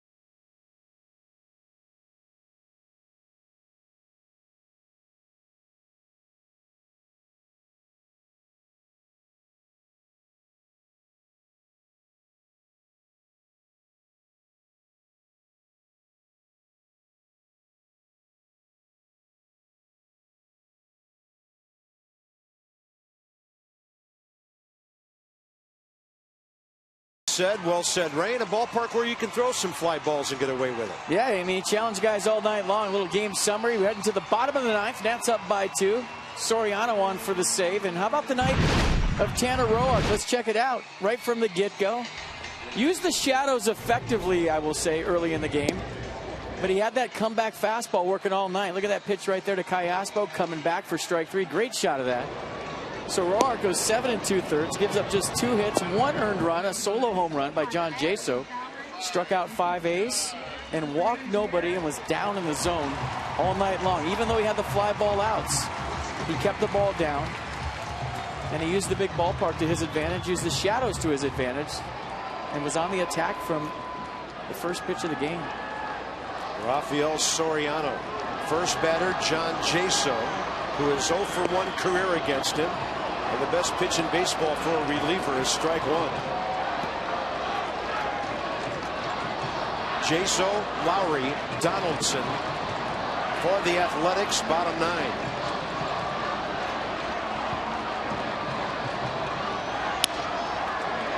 Little fist job out into left field, and it's a base hit right off the handle. And Jaso has their second hit of the night. Tough break for Soriano. Yeah, good pitch, but it was elevated, and you have to give Jaso some credit for getting his hands inside the baseball to go the other way. Watch the cutter from Soriano get on his hands, but the inside-out swing and the elevation of the pitch allows Jaso to bring the tie-in run to the plate in the form of Jed Lowry.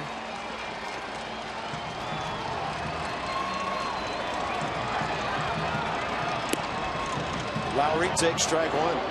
The A's are 7 10 this year in games decided by 2 runs or less.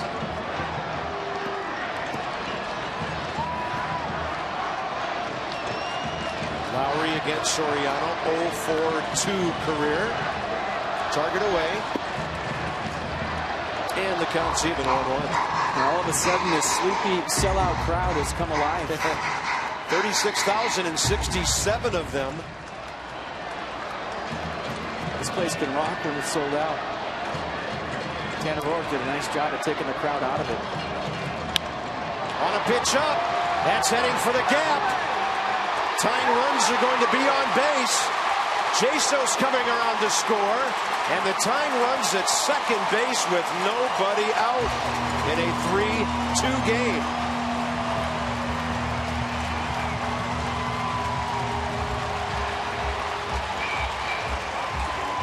Watch the location, bell tire above. And Jed Lowry got all that. I mean, that ball in the day game was way out of this place. And I feel like the Nats should feel fortunate that this game isn't tied yet, because that ball was struck.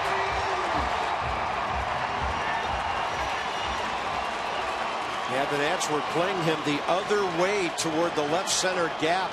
Span no chance. Donaldson's 1 for 2 career with a double against Soriano.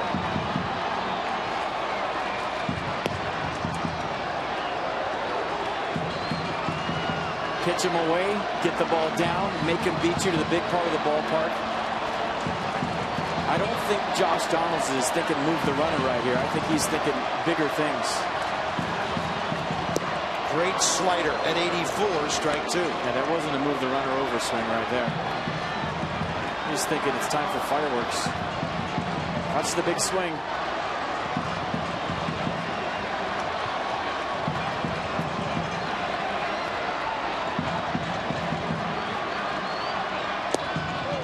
Tried the same pitch, a little bit out further. Good pitch right there. On top, out in front, good late break. Off the plate, good 0-2 pitch.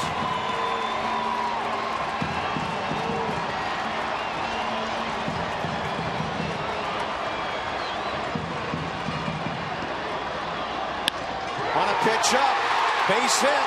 Here comes the runner. Zach Walters, strong throw. Soriano cut it off. What is he doing? Why did he do that? I don't know if the runner was going to be out, but Walters had a shot, and this game is tied. Wilson Ramos put both hands on top of his head. He's telling you they had a chance. And for some reason, Soriano pretended to be the cutoff man, supposed to be backing up home, and he cut the ball off, and we're tied. Unbelievable. Great throw by Walters. I was thinking, don't throw this home and let the go-ahead run go to second. But look at the arm strength by Walters, and for some reason, Soriano decides to be the cutoff man, and we're tied. He's supposed to be backing up the play, not the cutoff man, and that can't happen. I'm sorry, but that cannot happen. And, you know, FP, really, the only time you cut a ball off is when you're trying to get the batter at second base. Donaldson, no signs of going to second. And now Desmond catches the pop-up from Brandon Moss for the first out. So Soriano blows a save for the first time this year. And things are happening quickly here in a frantic bottom of the ninth. What a great throw by Zach Walters. That ball took a terrible hop and almost hopped over his head, so he had to jump up to get the ball. Gets his feet back underneath him, folks. This is his first major league start. Watch Wilson Ramos. Watch the Buffalo. 2 hands on his head. He thought he had a chance. Unbelievable. Now it's Soriano against Cespedes.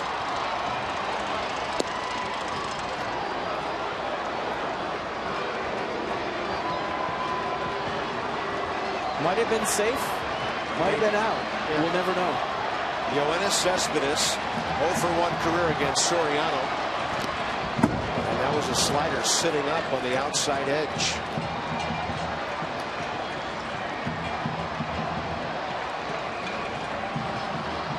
So no win for Tanner Roark tonight. No hold for Tyler Clippard. Cespedes 0 for 3 tonight, but as mentioned earlier, on a bit of a home run streak here. 0-2, reaches out, bloops it to center, Span there in plenty of time, 2 down.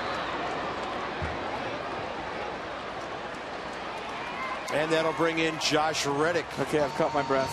I've regrouped. Reddick facing Soriano for the first time.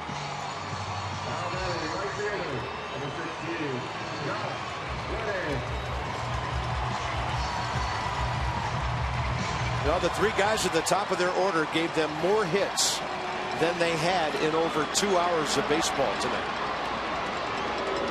Well, that's just a shame that Tanner Roark, his outing has just become nothing but a workout.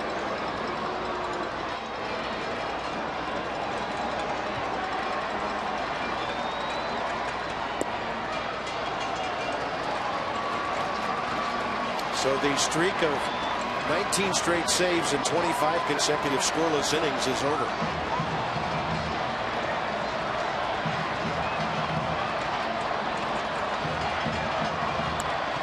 And that ball popped up to the left side. Anthony Rendon. And on to extra innings. We're going here in Oakland.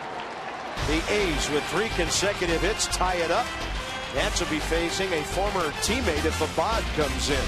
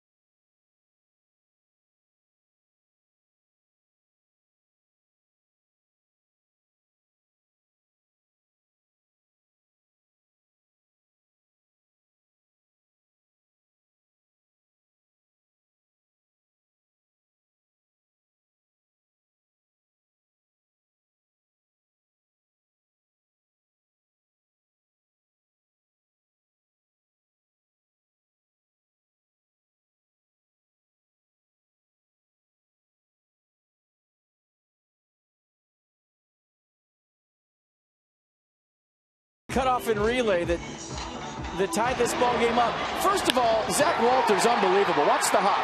Almost over his head. Jumps up. Tremendous athletic play. misses everybody. And for some reason, instead of backing up home, Rafael Soriano decided to be the cutoff man. And like I said before, might have been safe, might have been out. We'll never know. But look where Ramos is. He's not really adjusting for the ball, meaning the throw was on line from Walters. And Lowry around third, and we're going to extra innings. And that's just a head scratcher for me. I don't know that I've ever seen that before. And Ramos not trying to show his pitcher up. That was just a natural emotional reaction for a guy that thought he might have had a play at the plate. Top of the 10th. Sean Doolittle still pitching for the Athletics. And the hitter will be Zach Walters.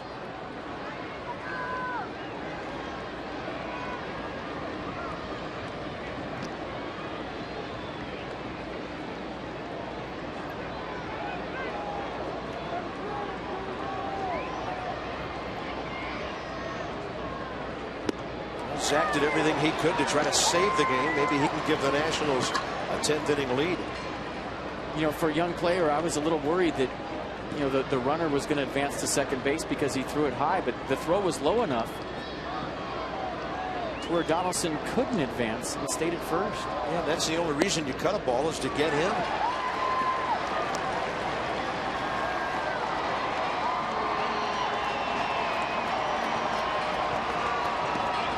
Meanwhile, 0-2 to the Nationals left fielder, who's handled himself well out there tonight.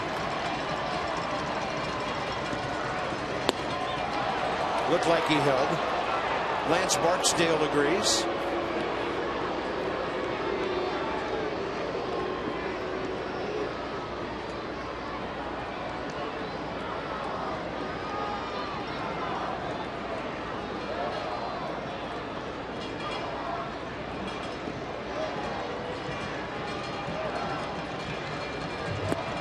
Walters does strike out.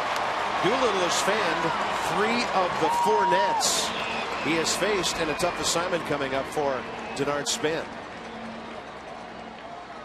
Number 2. The one thing I will say on that cutoff and relay play is that Anthony Rendon was out pretty far, but in Rendon's defense, he didn't know to get deeper because he's never had Zach Walters play left field before. And as a relay man, your depth on the cutoff is based on the arm strength of the outfielder. So if he's got a cannon, you get deeper because you know he can hit you. If he's got a mediocre arm, you go out farther to get the ball. Rendon was about 3-4 steps on the grass, and had he known that Zach Walters had an arm like that, he probably would have been a hair deeper. And then you kind of take Soriano out of the picture regardless of where he's standing. And Span now 0 for 2 career against Doolittle. That one handled easily by Sogard, and it'll be up to Franzen to see if he can extend this 10th inning.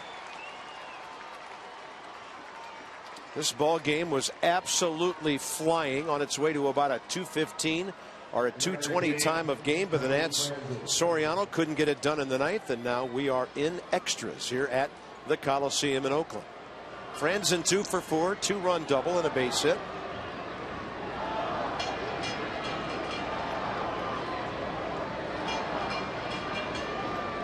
Facing Doolittle for the first time.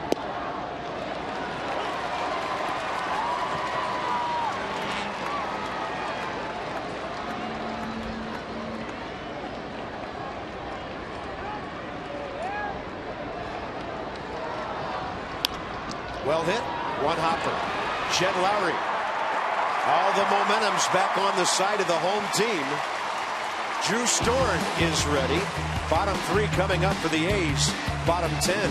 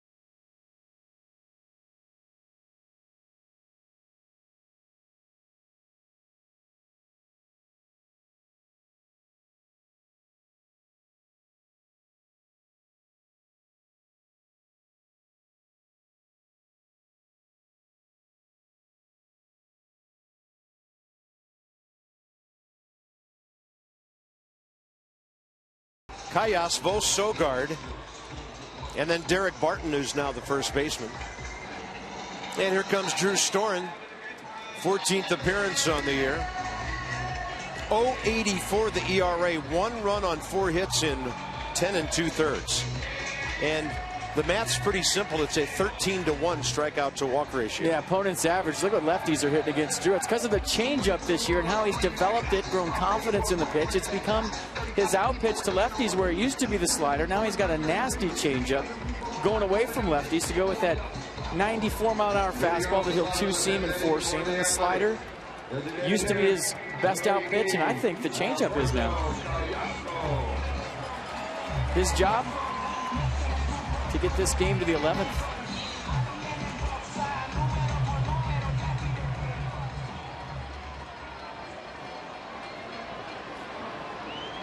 Alberto Callaspo, the only member of the A's who's ever faced Drew Storen, 0 for 1 with a ground ball out.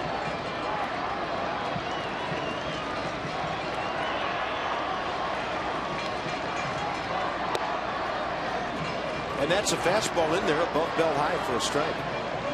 Some of my friends texting me that was the opposite of the Jeter play with Soriano. I really appreciate that. Yeah, thanks for the reminder. A's, by the way, 4-2 in extra innings this year. 1-1 at home.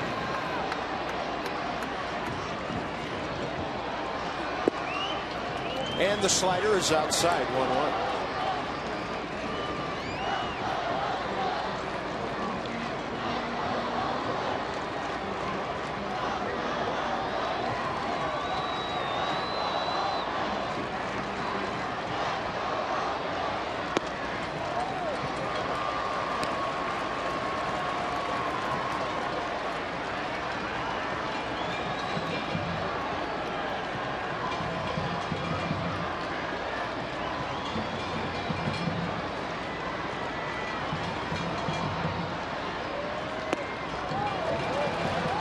Right now, Drew having a bit of a tough time getting over the top of that fastball.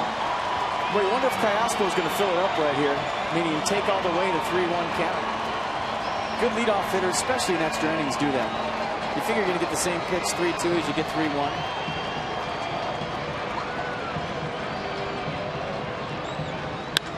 And a ball lashed into right on a pitch up, and the potential winning run is aboard. Gorgeous hack. Callaspo has not attempted a stolen base this year.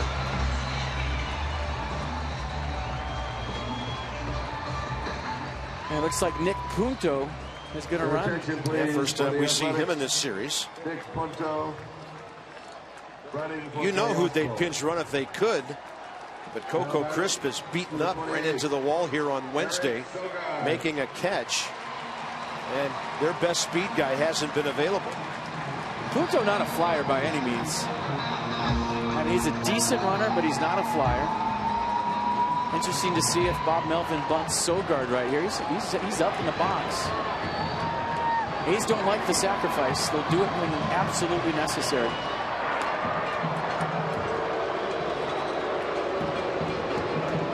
I would say right now qualifies, right? Sogard, 1 sacrifice bunt this year. Pretty good contact guy. Squares early, bunts it in the air, and grabbed by Kevin Franzen. Well, sacrifice bunt's something you just can't pull out of nowhere. You have to practice it. You have to be efficient with it, and if you're not used to doing it, it's tough to execute. And right here, Sogard got all of this one. The best thing he did was run, because if he stopped running, you could see that Franzen was going to catch it. He could drop it in turn 2. Sogard's hustled down the line, but the Nats will take the gift out from the A's here in the 10th.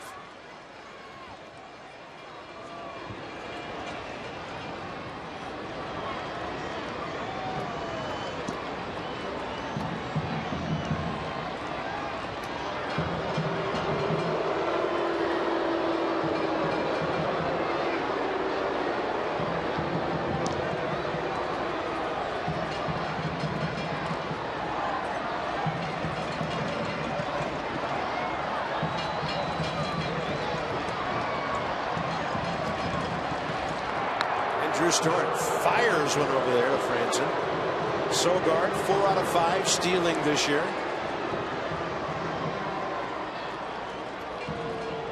Pardon me. Punto. Sogard the man retired on the bad bunt. Barton the hitter.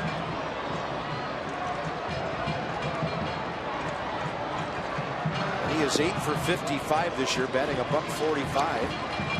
He's made his 8 hits count with 5 runs batted in. Last year against Drew Storen, this is an automatic steal situation for Nick Punto. The delivery was 1-6 to 1-8 to the plate. Teams ran wild on Storen. He's tightened up his delivery time to home plate. And it's not as easy to run on Drew. It's in the air to center. Denard Span is short of the track. He's going to get behind that ball to get plenty on the throw. And back to first base, Punto. 2 outs with Jaso coming up. See, that's a situation where in a loud ballpark on the road, the off outfielder has to come over and tell Denard Span that Nick Punto is not tagging. That way he can relax a little bit, get his feet underneath him, and not rush to get the ball back in. You can't hear anything out there, so if you're an off outfielder, you run over and get as close as you can to Denard and say he's not tagging. You better not take your eye off the ball to check the runner. Right, you can't. You got to make the play first. Jaso in the air to right. McLeod watching it. Up against the wall. Can't make the play. Punto scores and the A's have won it.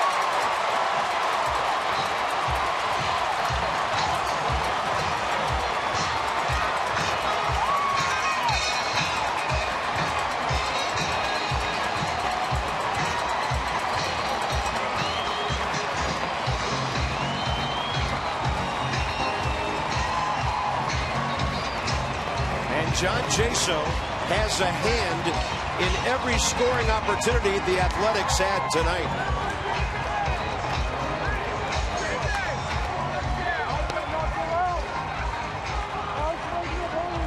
Well, let's see how close Dave McLeod was up against the wall. Jaso got all this, and the only reason it didn't go out is because it's nighttime. He thought he had a walk-off Tater. Let's see how close McLeod was. Did the wall keep his jump from getting to the baseball? Did he hit himself on the way up? From that replay, he looked like he might have had a shot. It's irrelevant. This game's over. And the Nats lose a heartbreaker here in Oakland.